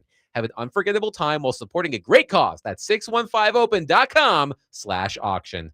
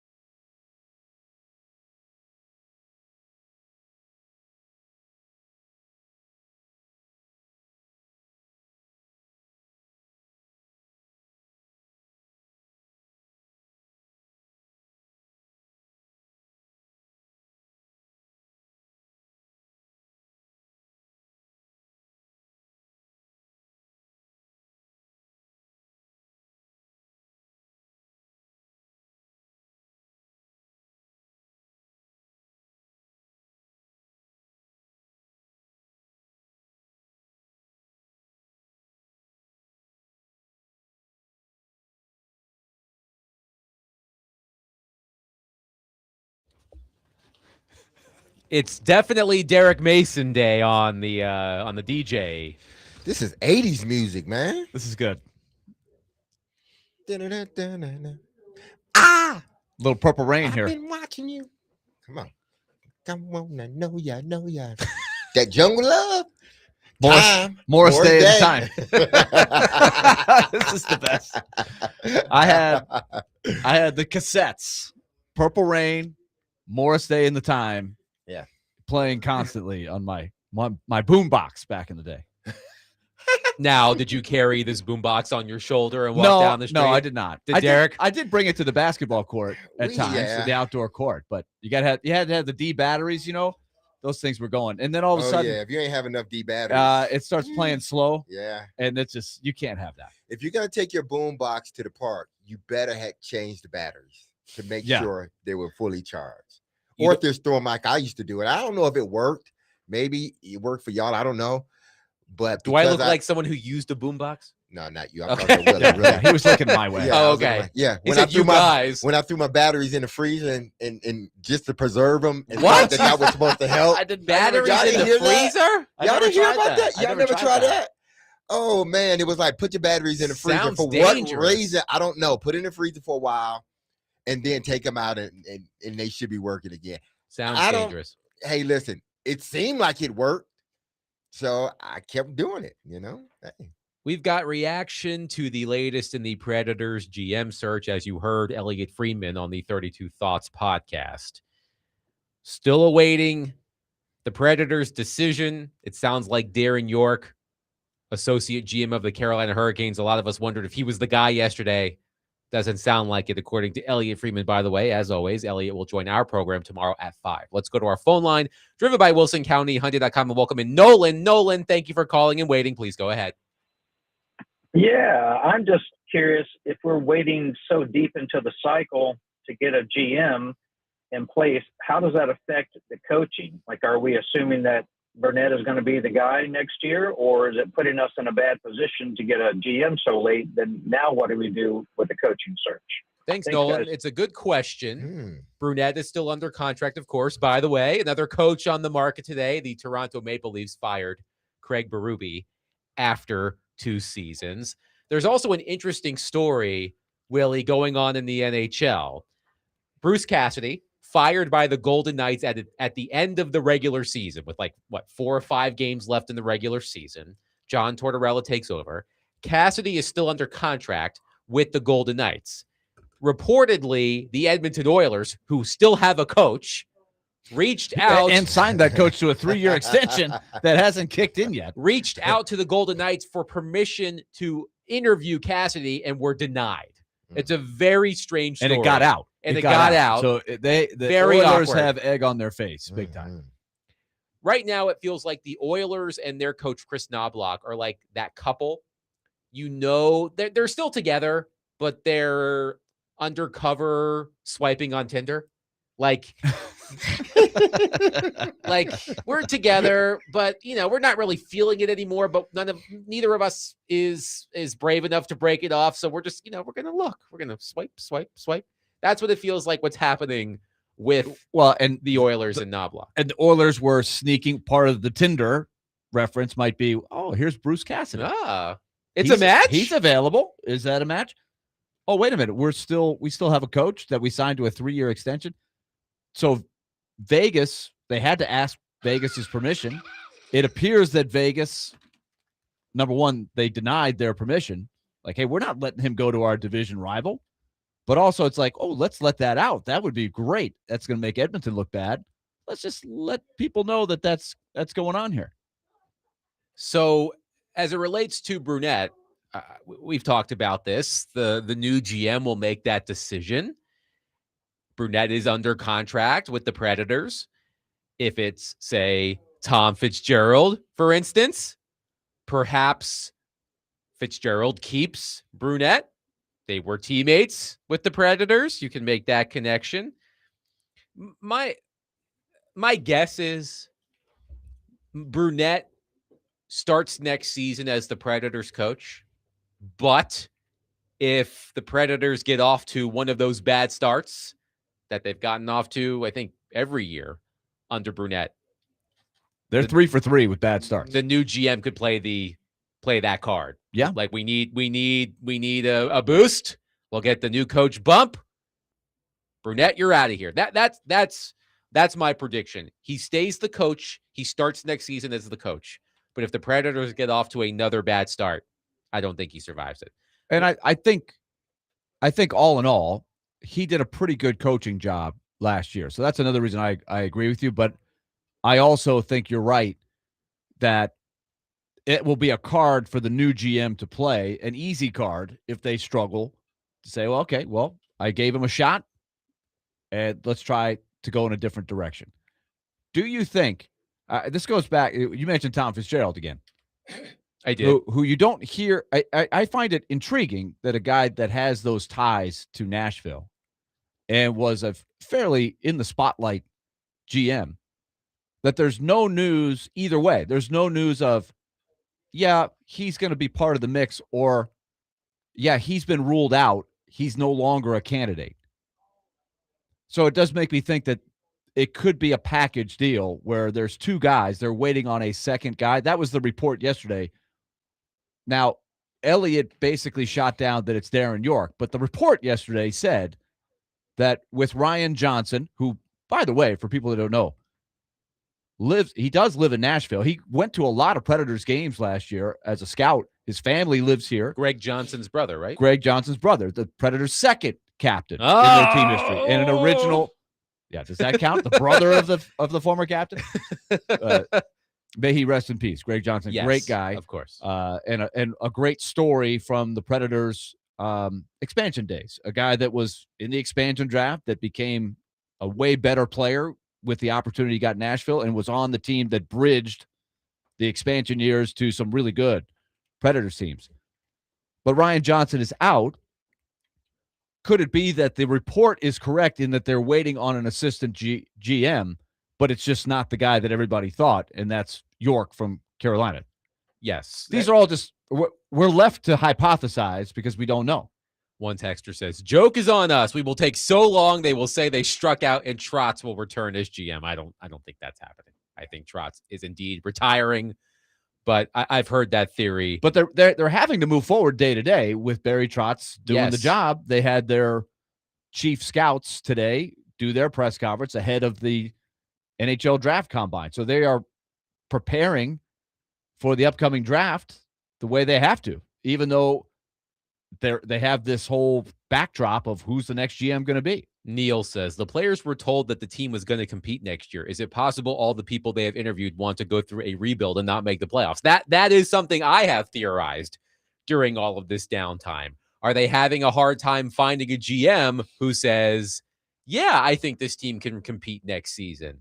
I have wondered about that myself, Neil. One texter says, I'd rather them take their time than to be like Toronto and have a reporter call them out in the middle of a press conference and have a bad look. This referring to Steve Simmons, Toronto Sun columnist, during John Chayka's introductory news conference saying, I spoke to 20 people in the league and they all think you're a con man and a liar. Your thoughts? That's basically what the question was. So I'm not sure the Predators are worried about that, but we'll see. Let's go to Ryan in Mount Juliet on our phone line. Ryan, thank you for calling and waiting. Go ahead. Hey, guys. I was thinking the same thing. I wonder if maybe some of these GMs are asking, what do you want to do? Someone with rebuild. Some want to fire the coach, and they don't want that. Or it could be they're waiting on, like Tom Fitzgerald in Jersey. He was the GM and president of hockey operations, and maybe they're waiting on all three to get together, find a president of hockey operations along with assistant. And maybe some GMs don't want all that, so it's making it even harder to search. Thanks for the call. Thanks for the call, Ryan. Sorry, I didn't mean to cut you off there. I thought you were done. We talked to Barry Trotz about this near the end of the regular season, Willie, about the philosophical, the philosophical idea, I guess you could say, of having a separate president of hockey operations and GM versus having one person do both jobs. For the longest time, David Poile did both jobs. He was president of hockey operations and GM. Barry Trotz, correct me if I'm wrong, just GM. The Predators at the moment do not have a president of hockey operations. And I believe Trotz, as a coach, worked for 3 GMs who held both titles. David Poyle, Brian McClellan in Washington, I believe, was both, and Lou Lamoriello in New York was both as well. And what did he tell us? It's just the job of a GM is just so big now. Like, it's hard for you to do everything if you're the only person doing it. It's probably better as an organization if you have 2 different people doing all of those tasks. Basically, you definitely have to have a team. I mean, right now, the way it's structured, they have Barry Trotz as the GM, but they have 3 assistant general managers. Yes. So that's how they divvy it up. So the titles, to me, and we talked in the context of Chad Brinker and the new title of Bryce Wasserman with the Titans. The title can mean a lot of different things based on what you want. You can just do it simply to sound fancy and authoritative. It doesn't define what you do. But here's what I would say, Adam. If you are trying to pry an assistant GM away from another team, but in reality he's the number 2 guy here, can you use the title of, well, he's going to be the GM, even though he's still number 2? He might be number 2 in X city, and in reality, he's the number 2 guy in Nashville. But you can, quote, give him a title boost. He's elevated because you're making him the GM, but he would be working under the president of hockey ops. I do wonder about that. Let's take, again, the theoretical. Tom Fitzgerald is the experienced GM, the former player, and you match him with an assistant GM who is data-driven and analytics-based and in that new wave of research, which is, we had Greg Wyshynski on. He talked about that's kind of the trend right now that a lot of teams want. They want the cutting-edge researchers, the ones who are trying to get the next trend in the game analytically. So I think matching that up with an experienced guy from the old school, that's a good on paper theory or a good on paper match that might cover all the bases. 615-737-1025 coming up next. Do y'all remember Mad Libs? The game Mad Libs? Did you guys play that? I did. Where you had to fill in the words and then you picked the words and then you filled it in with the story. I kind of want to play a Titans version of Mad Libs because I do have a question about the Tennessee Titans. And we'll get to that coming up next. 615-737-1025. We are broadcasting from the Busy Bee Plumbing, Heating, and Air Conditioning Game Nashville Studios, home with a $99 yearly Beehive membership where the buzz is always about great service.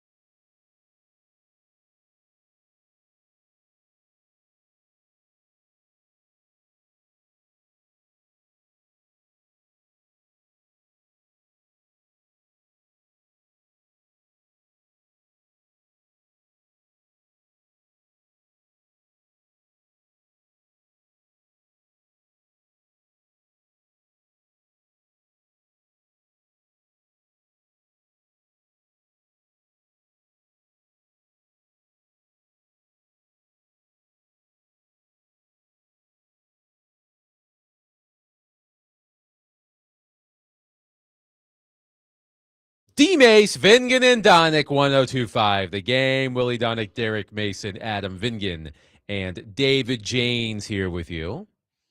I know tomorrow is a big day for a lot of you. The NFL schedule comes out. We talked about that a little bit earlier in the program. By the way, the NFL announced today the 9 international games being played this season. 9 international games taking place in Melbourne, Australia, Rio de Janeiro, London, Paris, Madrid, Munich, and Mexico City.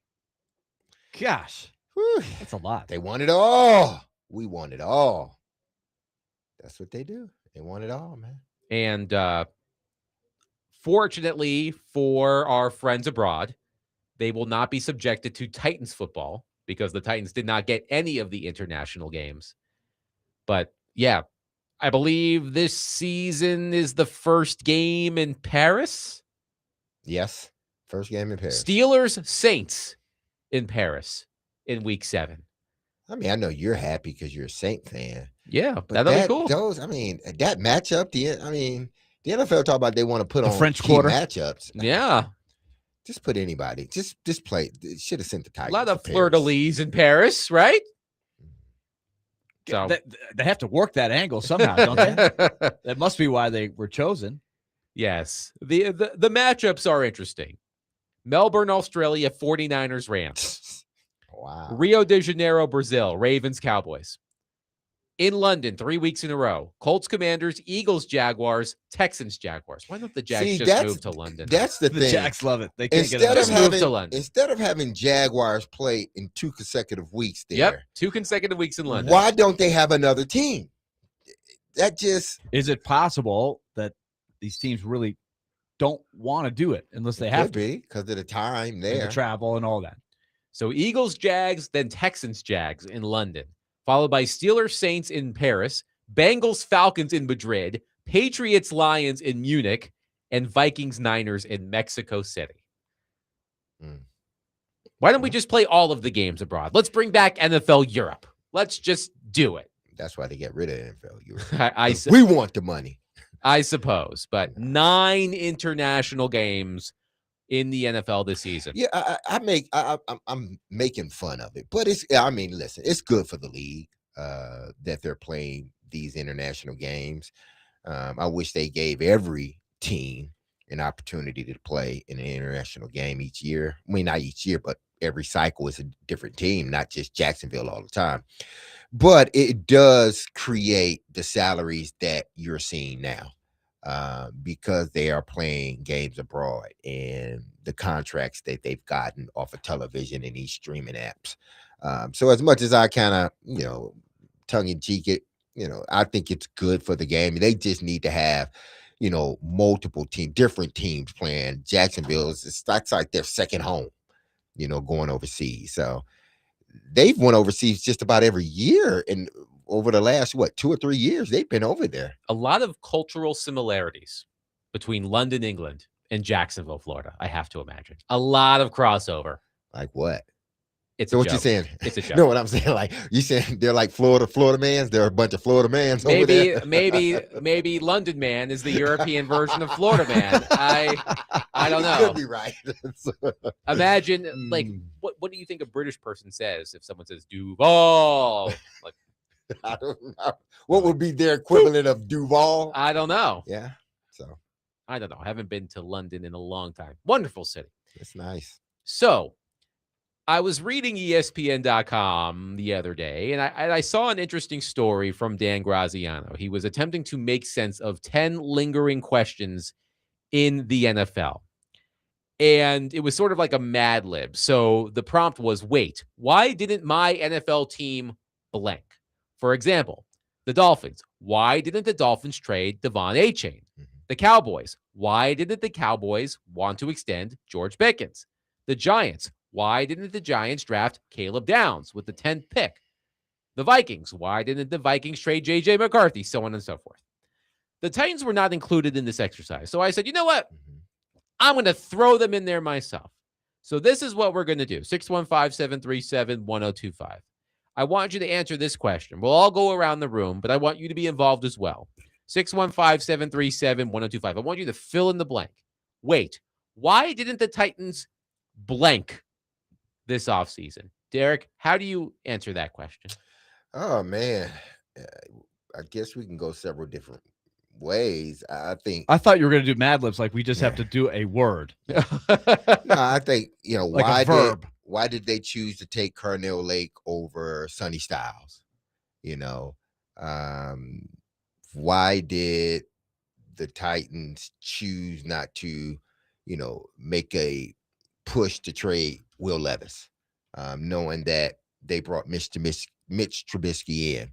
And I know some of it had to do with injury, but those are because there's not many outside of that, and y'all may have your own, but outside of that, to me, I'm thinking like there's not many.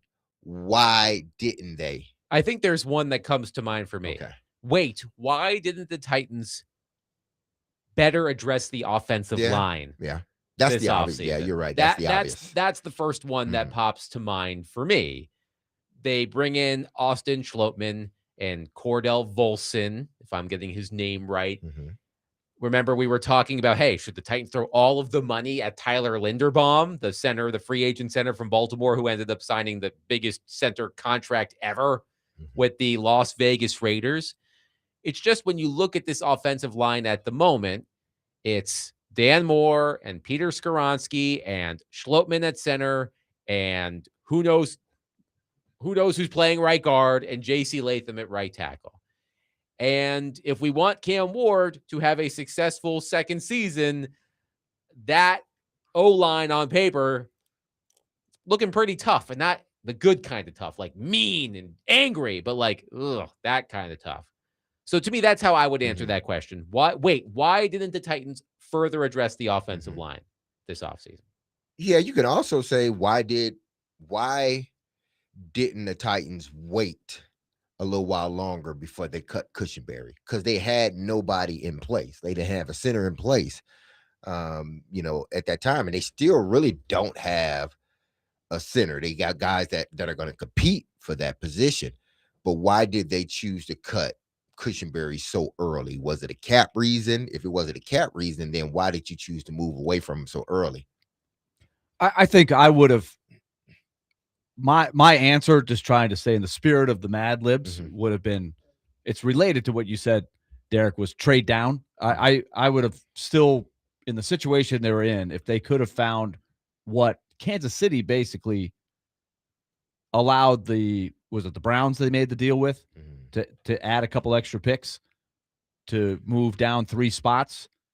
I still would have really liked if they had done that. And so the question will be out there as far as Carnell Tate for a long time. Will he be worth that pick when, in theory, they could have gone in a different direction or traded down? Jared from Spring Hill says, wait, why did the Titans lie about their approach in the front office? Brinker to Wasserman. Lie in what respects? Well, here's something interesting. Like around the league, that's not going to get a lot of play, but I think here that has got a chance to follow them for a while. Here's something. We talked about this yesterday. Bryce Wasserman, Amy Adams Strunk's son-in-law, getting a promotion to, Football Council / head of research. And we referenced the story by Paul Kaharski at his website. And we didn't talk about this yesterday, but I thought this was interesting. Kaharski reported that it remains unclear if the Titans intend to replace Chad Brinker, who left the team late last month. He continues, if they do not replace Brinker in some meaningful way, it will indicate the previous setup, was more about compensating for Rand Carthon's shortcomings than a philosophical commitment to dividing responsibilities. I wanted to bring this up yesterday. We didn't get to it. What do you make of that from Paul Kaharski? I think it's a fair question because there was a lot made of, and it was Amy Adams Strunk in press releases that talked about the importance after they fired Mike Vrabel of getting more modern, expanding. And that supposedly was what Brinker sold them on. And so now are they sort of evolving back to a little bit more of the old school, what are the, and you notice I've been asking everybody that's come on, does Brinker at least leave a legacy of, I put in place the infrastructure that a modern team in the NFL needs to have these days in terms of sports science and analytics and everything that all the other teams should have in this day and age with the advancement in technology, because you cannot ignore that there is a value in analytics. You cannot be that guy anymore that says, analytics, I don't understand that. Who cares? I'm a football guy. You can't do that anymore. I don't care what sport you're playing. The owners will say that guy is obsolete. He's a fossil. Get him out of here. So I do wonder about Paul's question. It's for me in regards to Brinker. It's what did he do in his role to advance this organization from an analytics standpoint, from a personnel standpoint, and I'm not sure how people would answer that question that are that knows the ins and outs of what went on, whether it's Paul or someone else. How would they define Brinker's sort of legacy in quotations, because it doesn't seem like this team advanced any, and it seemed like where they were trying to go, they're going opposite now, whereas now it's we are Borgonzi in every in the truest sense of the word, GM. That's who you are now. There's no more this and this and this. No, you are a GM. You are our GM. That's not what they pitched when Brinker made his rise above Rand Carthon. They didn't pitch Rand Carthon as just, in every sense of GM, that's what he's going to do. It was everything mixed in, and then Brinker had it. So are they moving completely away from that? Because if they are, then he has no legacy whatsoever. So Paul's specific question is, do they hire somebody that has a Chad Brinker type skill set, or are the remaining people just going to absorb what he was doing on a daily basis? I tend to think that they're going to go with the latter. I don't think they're going to absorb. I think so too. Yeah. I don't think they're going to go out and hire somebody new. No. And do something. But I thought it was interesting that one of the people mentioned in the group of people that Bryce Wasserman overlooks is gone, right? One of the analytics people. Sarah Bailey, I believe it was reported yesterday that she is no longer a member of the organization. She was the team's director of football research and development. She was a Brinker hire. And I also don't know that what that title means. Yeah. Again, the clip from Office Space. What is it that you do here, right? The analytics department still doesn't really have, in the Titans group, people that you say, okay, who runs the Titans analytics? It's still a sort of a nameless, faceless group of people on the website that don't have bios. And you're like, okay, what is that? How is Borgonzi using those people, if at all, right? Is Borgonzi old school? Or does he have people in there that he's really listening to? Because as we said, analytics with each passing year becomes more and more important. Let's go to our phone line driven by WilsonCountyHyundai.com and welcome in Butcher Boy. Butcher Boy, thank you for calling. Go ahead. Hey, man, how you guys doing? I love your show. Thank you. I'll keep it as brief as I can. With the whole Chad Brinker thing, when I look back and see what occurred that led us up to Chad Brinker, I believe Amy was absolutely looking for confidence. I think she had enough self-awareness to realize, now post-Vrabel, we don't have the confidence that we had. So how can I do that? And it ended up with Chad Brinker in place, avowing to her that he was the confident guy. I think you can look at drafts he oversaw, transactions he made, and you question his confidence, I think. But I think the way she approached getting a new GM, she went on that search for competency. And I think all eyes led us to Borgonzi. And I think over the last 2 years, we can see Borgonzi his drafts, we can see where he's going. We can see what he's putting together. The competency is there. And I can't help but think Miss Amy is thinking, finally, with this competency in here, I can start to prune the solutions I had to put in place in lieu of competency. And I think she has enough awareness of her organization to realize that. I think Mike Borgo is the real deal. I think he knows exactly what his charge is, and he has shown nothing but competency day in and day out. And I think that's what's going on. And I don't know if they need a replacement. How can you get more confidence than Mike Borgonzi? Let him cook, as they say. Oh boy, thank you, Butcher Boy. When you Thank say let so and so cook, Yeah. it brings back bad Yeah, memories. boy, You know. But I think his point's well Mhm. taken. If you have the right leader, Yeah. this is again back to our discussion of titles. You can Mhm. give out any title you want to anybody. It does not empower that person necessarily.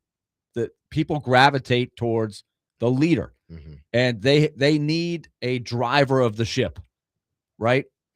And hopefully Borgonzi has emerged as, I think there's no question now, he is the guy, the driver of the ship and making the decisions, regardless of the structure and who's under and how many titles they have or how many assistant GMs. It's Mike Borgonzi's show right now. And hopefully Mike Borgonzi is the guy. I tend to agree with the caller. There's nothing that tells me that he isn't confident, isn't a guy that appears to have good leadership skills, and he's made pretty good decisions, I would say. One texture says, why didn't the Titans barbecue T-Rack this offseason?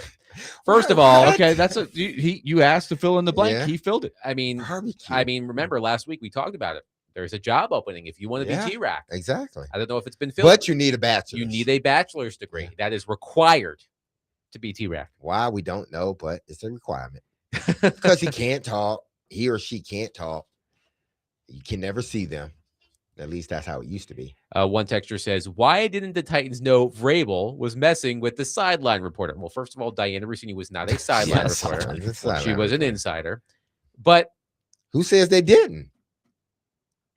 It could have been an open secret inside the Titans organization. I have no idea.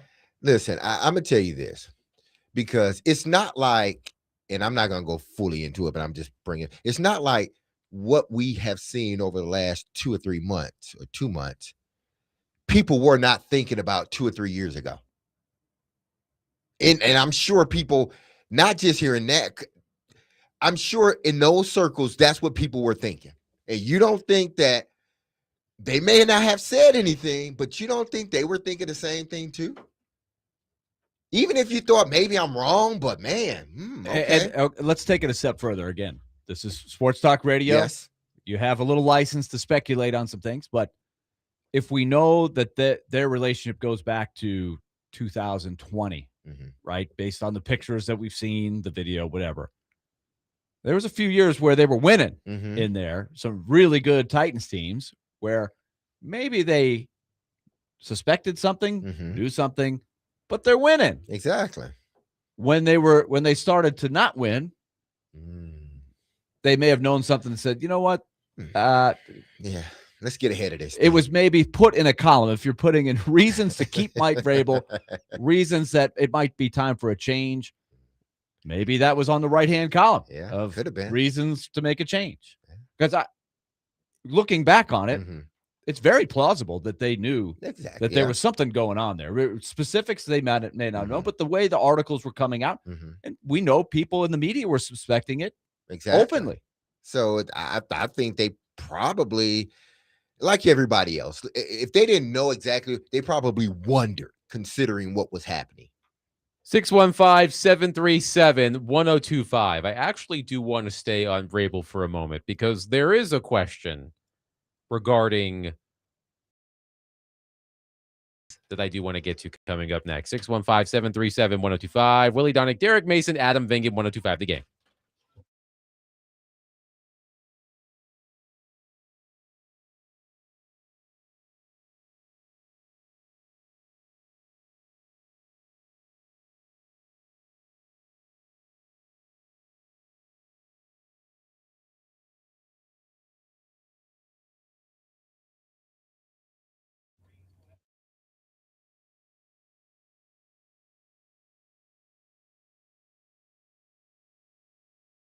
All right, let's talk. People that are out there that are looking to do a home improvement project. You've got the vision. Maybe it's an outdoor patio. Maybe it's the downstairs basement. You want to turn it into the great place where you watch all the games. You have a group of people over. You watch your favorite team, etc. But you're thinking, how do I fund this thing? Well, use the rapid equity loan from Loan Pronto. They've been helping people do this for a long, long time. And remember, Loan Pronto has 2,800 five-star Google reviews.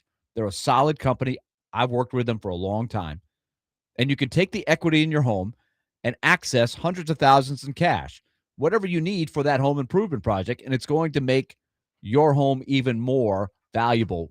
And you're going to love the vision that you've got, whether it's a new kitchen, bathroom, or that basement where you've got the great entertainment system with the great sound and the great big screen TV to watch your favorite games. Loan Pronto's been doing this every day for people. All you've got to do is find out how they can help you. Go to loanpronto.com, see how much you can get, how much you can save over the long term, and the rates that are going on right now, they're at a 3-year low or a near 3-year low. So in about 60 seconds, you're going to have some answers. So call this number, 615-499-5780, or go to loanpronto.com. That's 615-499-5780 or loanpronto.com. Equal housing lender, NMLS 1661781, NMLSconsumeraccess.org.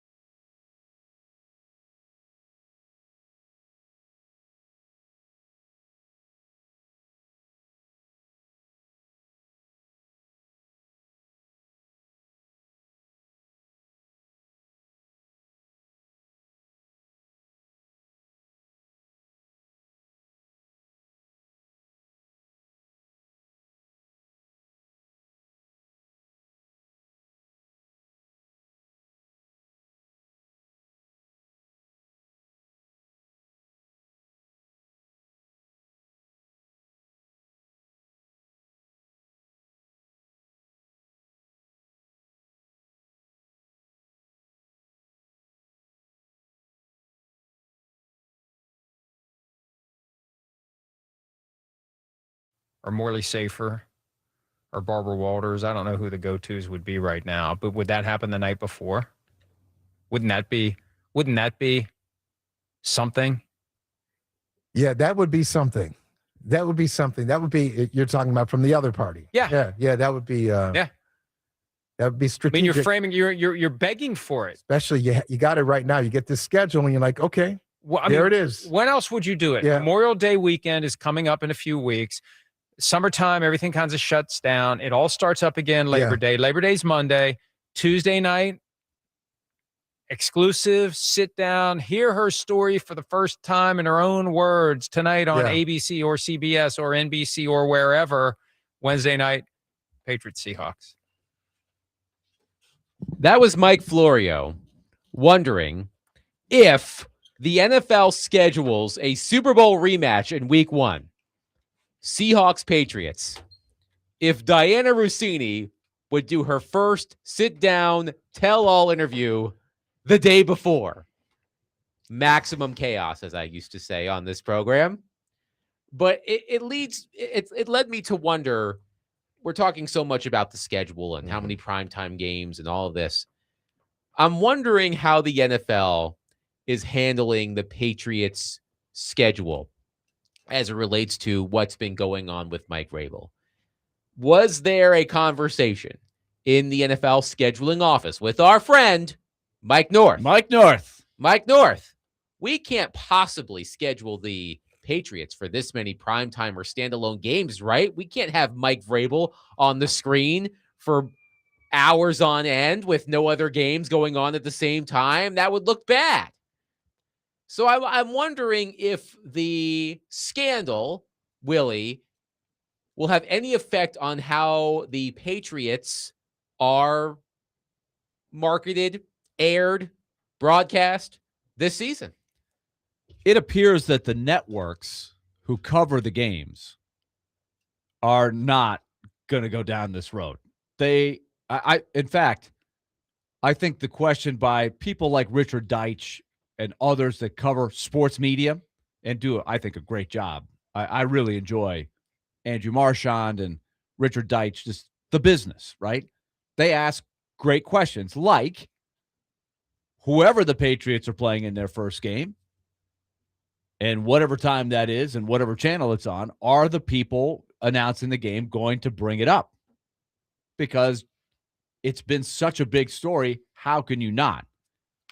And there's so many different ways you could say, yeah, we brought it up, but it could be just a mention or a reference, and it may not be the hardcore. It's going to leave a lot of people wondering if they just gloss over it and don't really get into it. And, it's their choice. But those are the questions that are going to be asked. And so I do think it's a fun thing to speculate is, will it affect how many times they're put on the main group for a team that won the AFC last year? Will it be a team that gets one or two less national games than they would have because of this, at least early in the season? What did he say last year? That you can't, play or get a first round your way into, a primetime game. Mike North said you can't draft your way into primetime, basically, is what he said. Well, they're going to tell you that you can't affair your way out of a primetime game. I'm seriously. They don't care. They don't care. To them, they don't care. I would be shocked. Well, not shocked. I would be surprised if, one, they still don't put them on national television multiple times, and that they're not the Seahawks in New England isn't one of the marquee games to open up the season. I would be surprised if it wasn't. I would be surprised if they do talk about it, because I'm sure, listen, the league ain't gonna shy away from it as far as putting teams on air. As far as like New England, they were the Super Bowl runner-up. They were a really good story last year. You think I'm going to let an affair ruin, me making money as a league? No. They've showed you in many other instances that the league just don't care.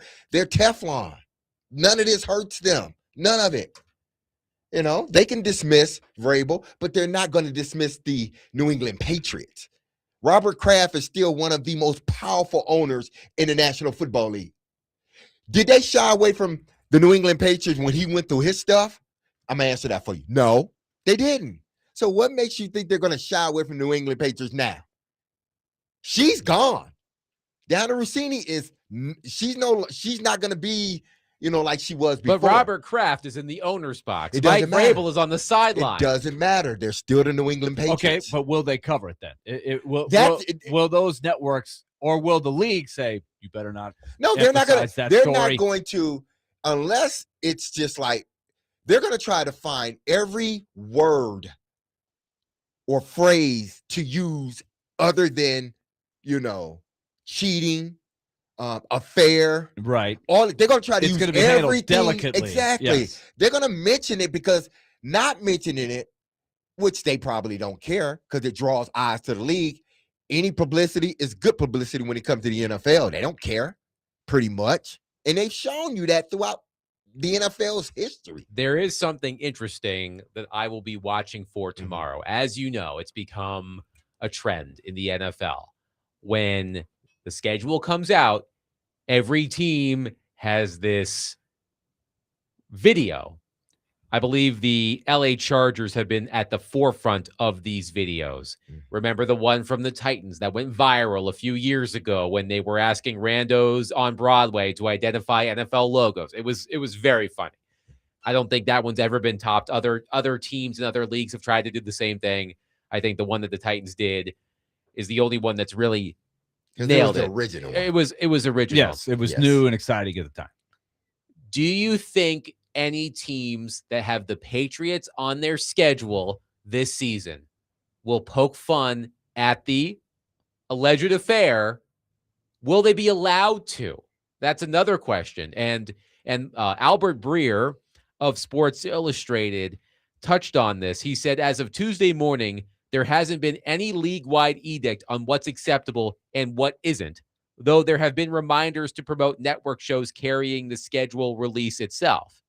I mean, I remember last year, I believe it was the Colts were playing the Dolphins. And remember Tyreek Hill being arrested by the Coast Guard? You remember that story?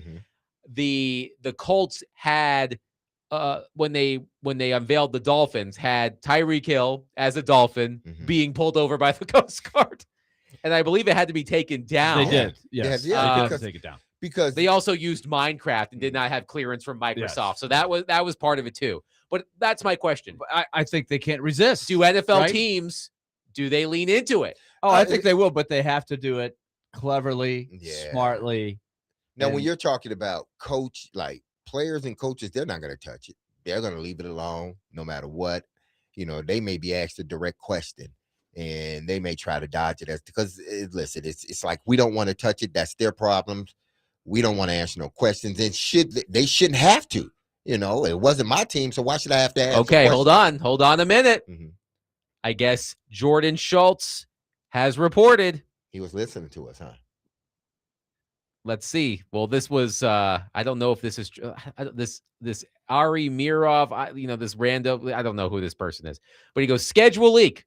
The 2026 NFL season will begin with a Super Bowl rematch between the Patriots and Seahawks in Seattle, per Schultz report. Well, if that's true, it shows you again. Every time. Yes, there it is from Jordan Schultz himself. Every time someone thinks that, oh, this is gonna be it for the NFL, or this is gonna be it for this specific team, or they show you that it's not. The NFL is Teflon. I'm not sure what you can do to destroy the NFL. I'm not sure what you can do. I'm not sure what you can do to destroy the NFL. And that's definitely not. They're not going to shy away from the New England Patriots because of Mike Vrabel's transgressions.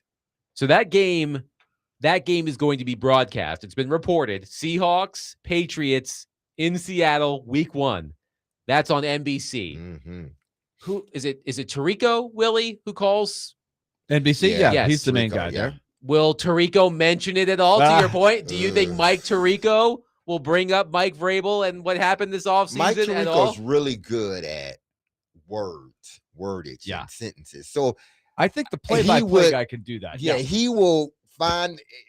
He will Collins, touch it. Collinsworth is not Yeah, touching that with a Collins- 10-foot no, pole. no. He will find a way to mention it in a way where it's just casual and it's kind of like on to the next thing. And then the question is, will one of the reporters Mhm. do a report on it? Mm-hmm. Ooh.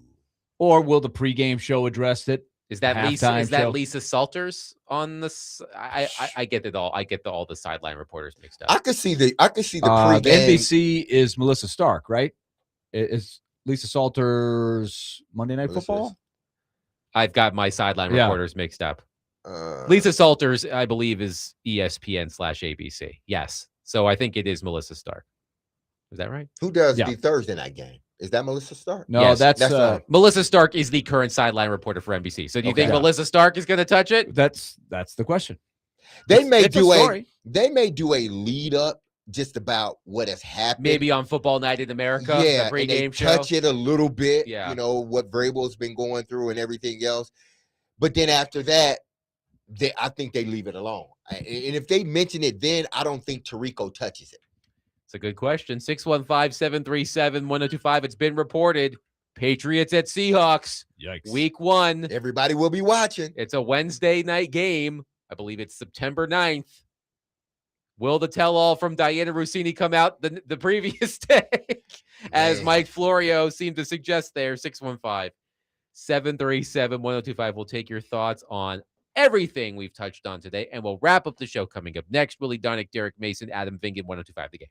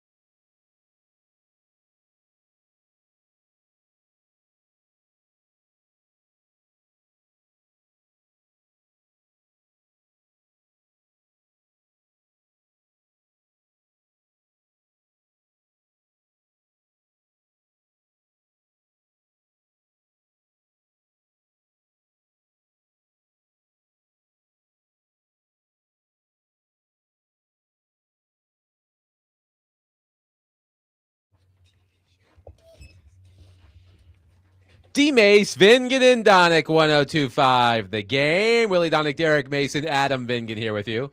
I am so excited, and I just can't hide it because tomorrow we'll be at First Horizon Park.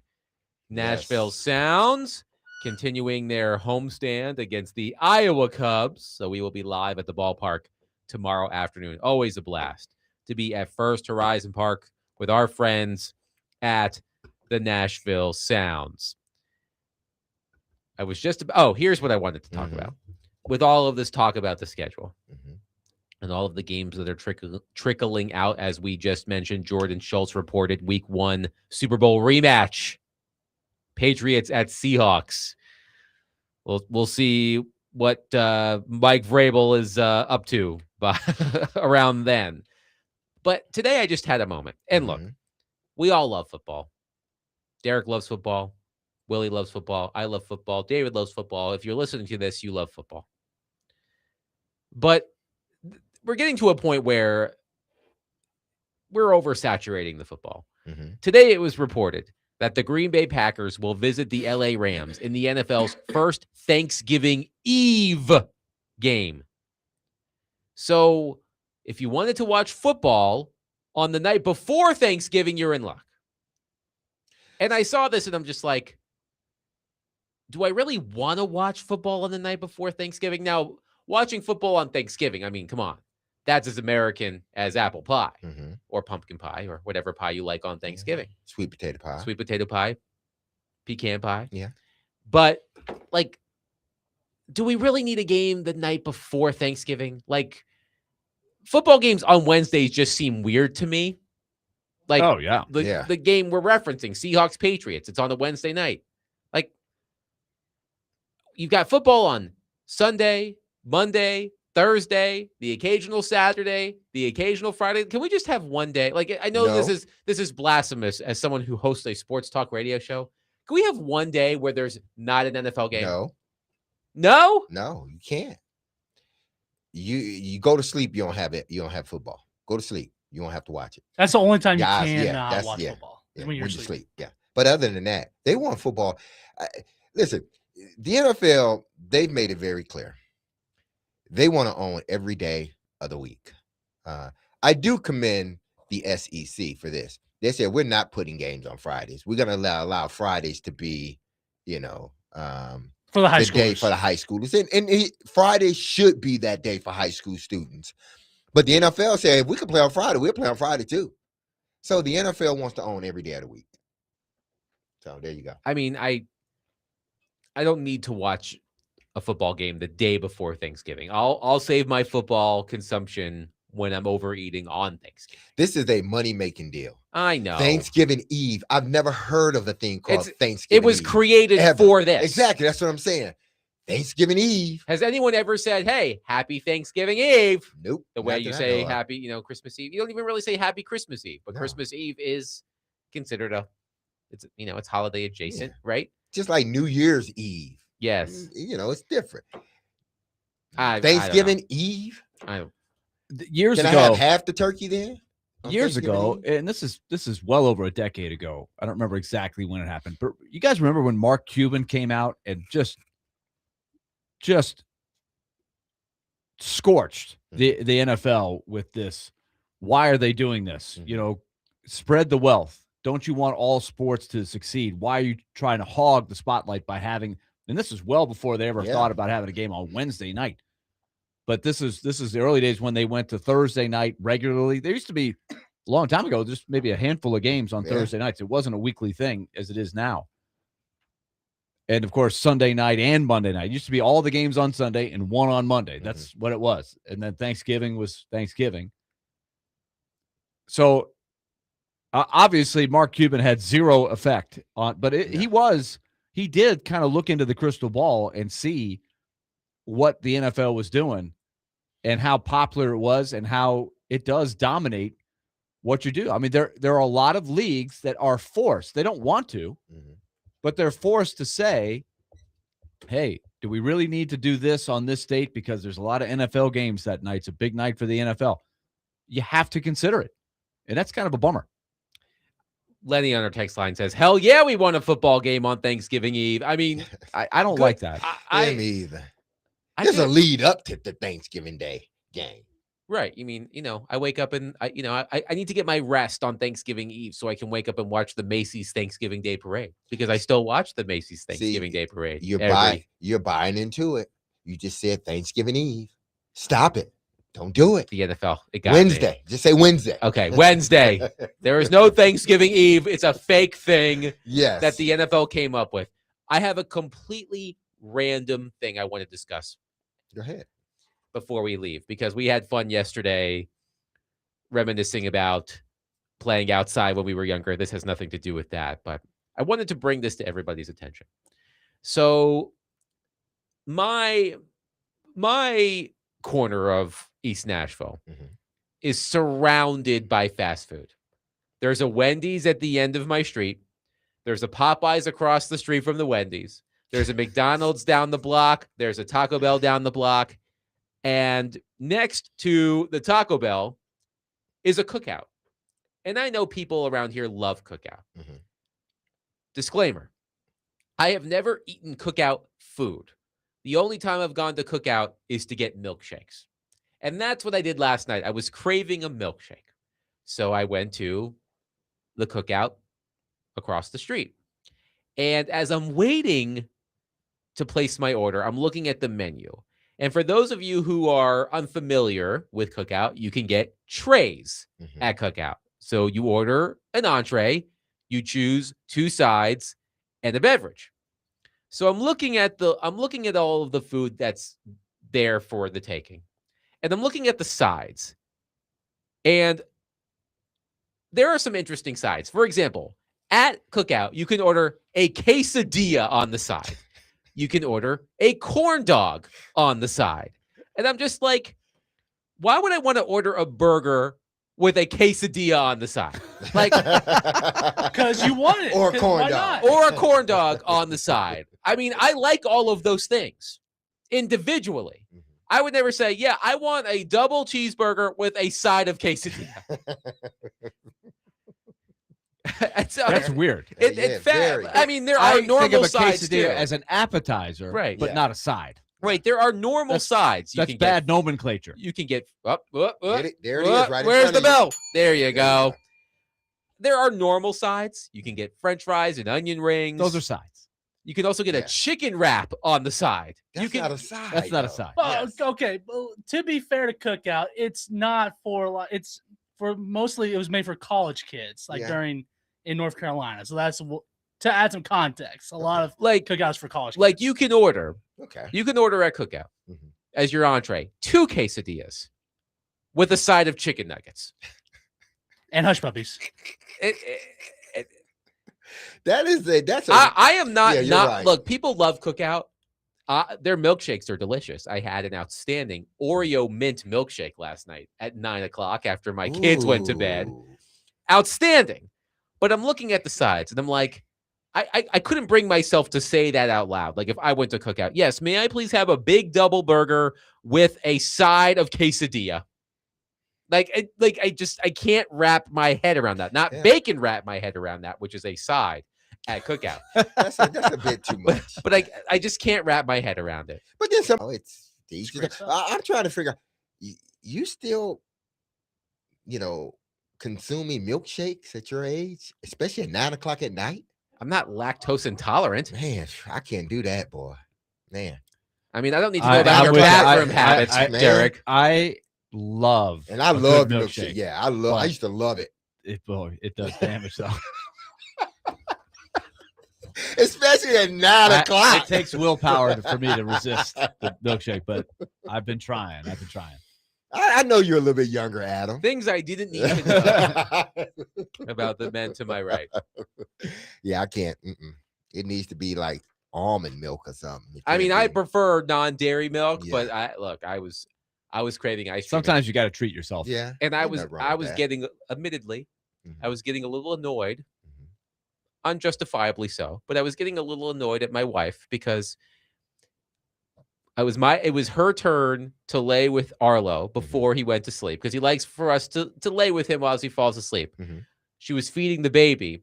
It was taking a little bit longer. I'm laying in bed. I'm like, I want my damn milkshake. Did you put it in the freezer at least? Well, I mean, I gobbled that thing up as soon as I got home.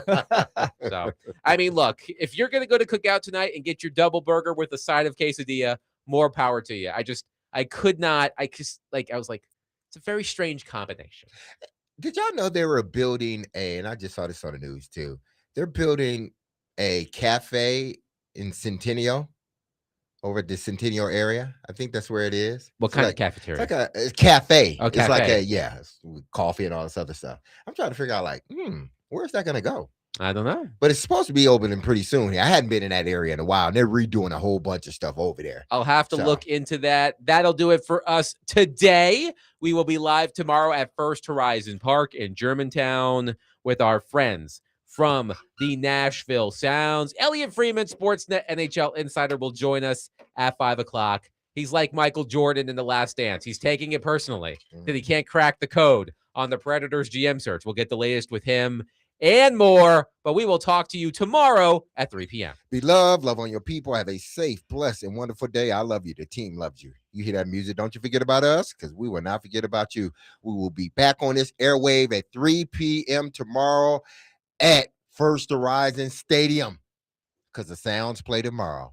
And as always, we be talking and you be listening. Thank you. I love you. Peace.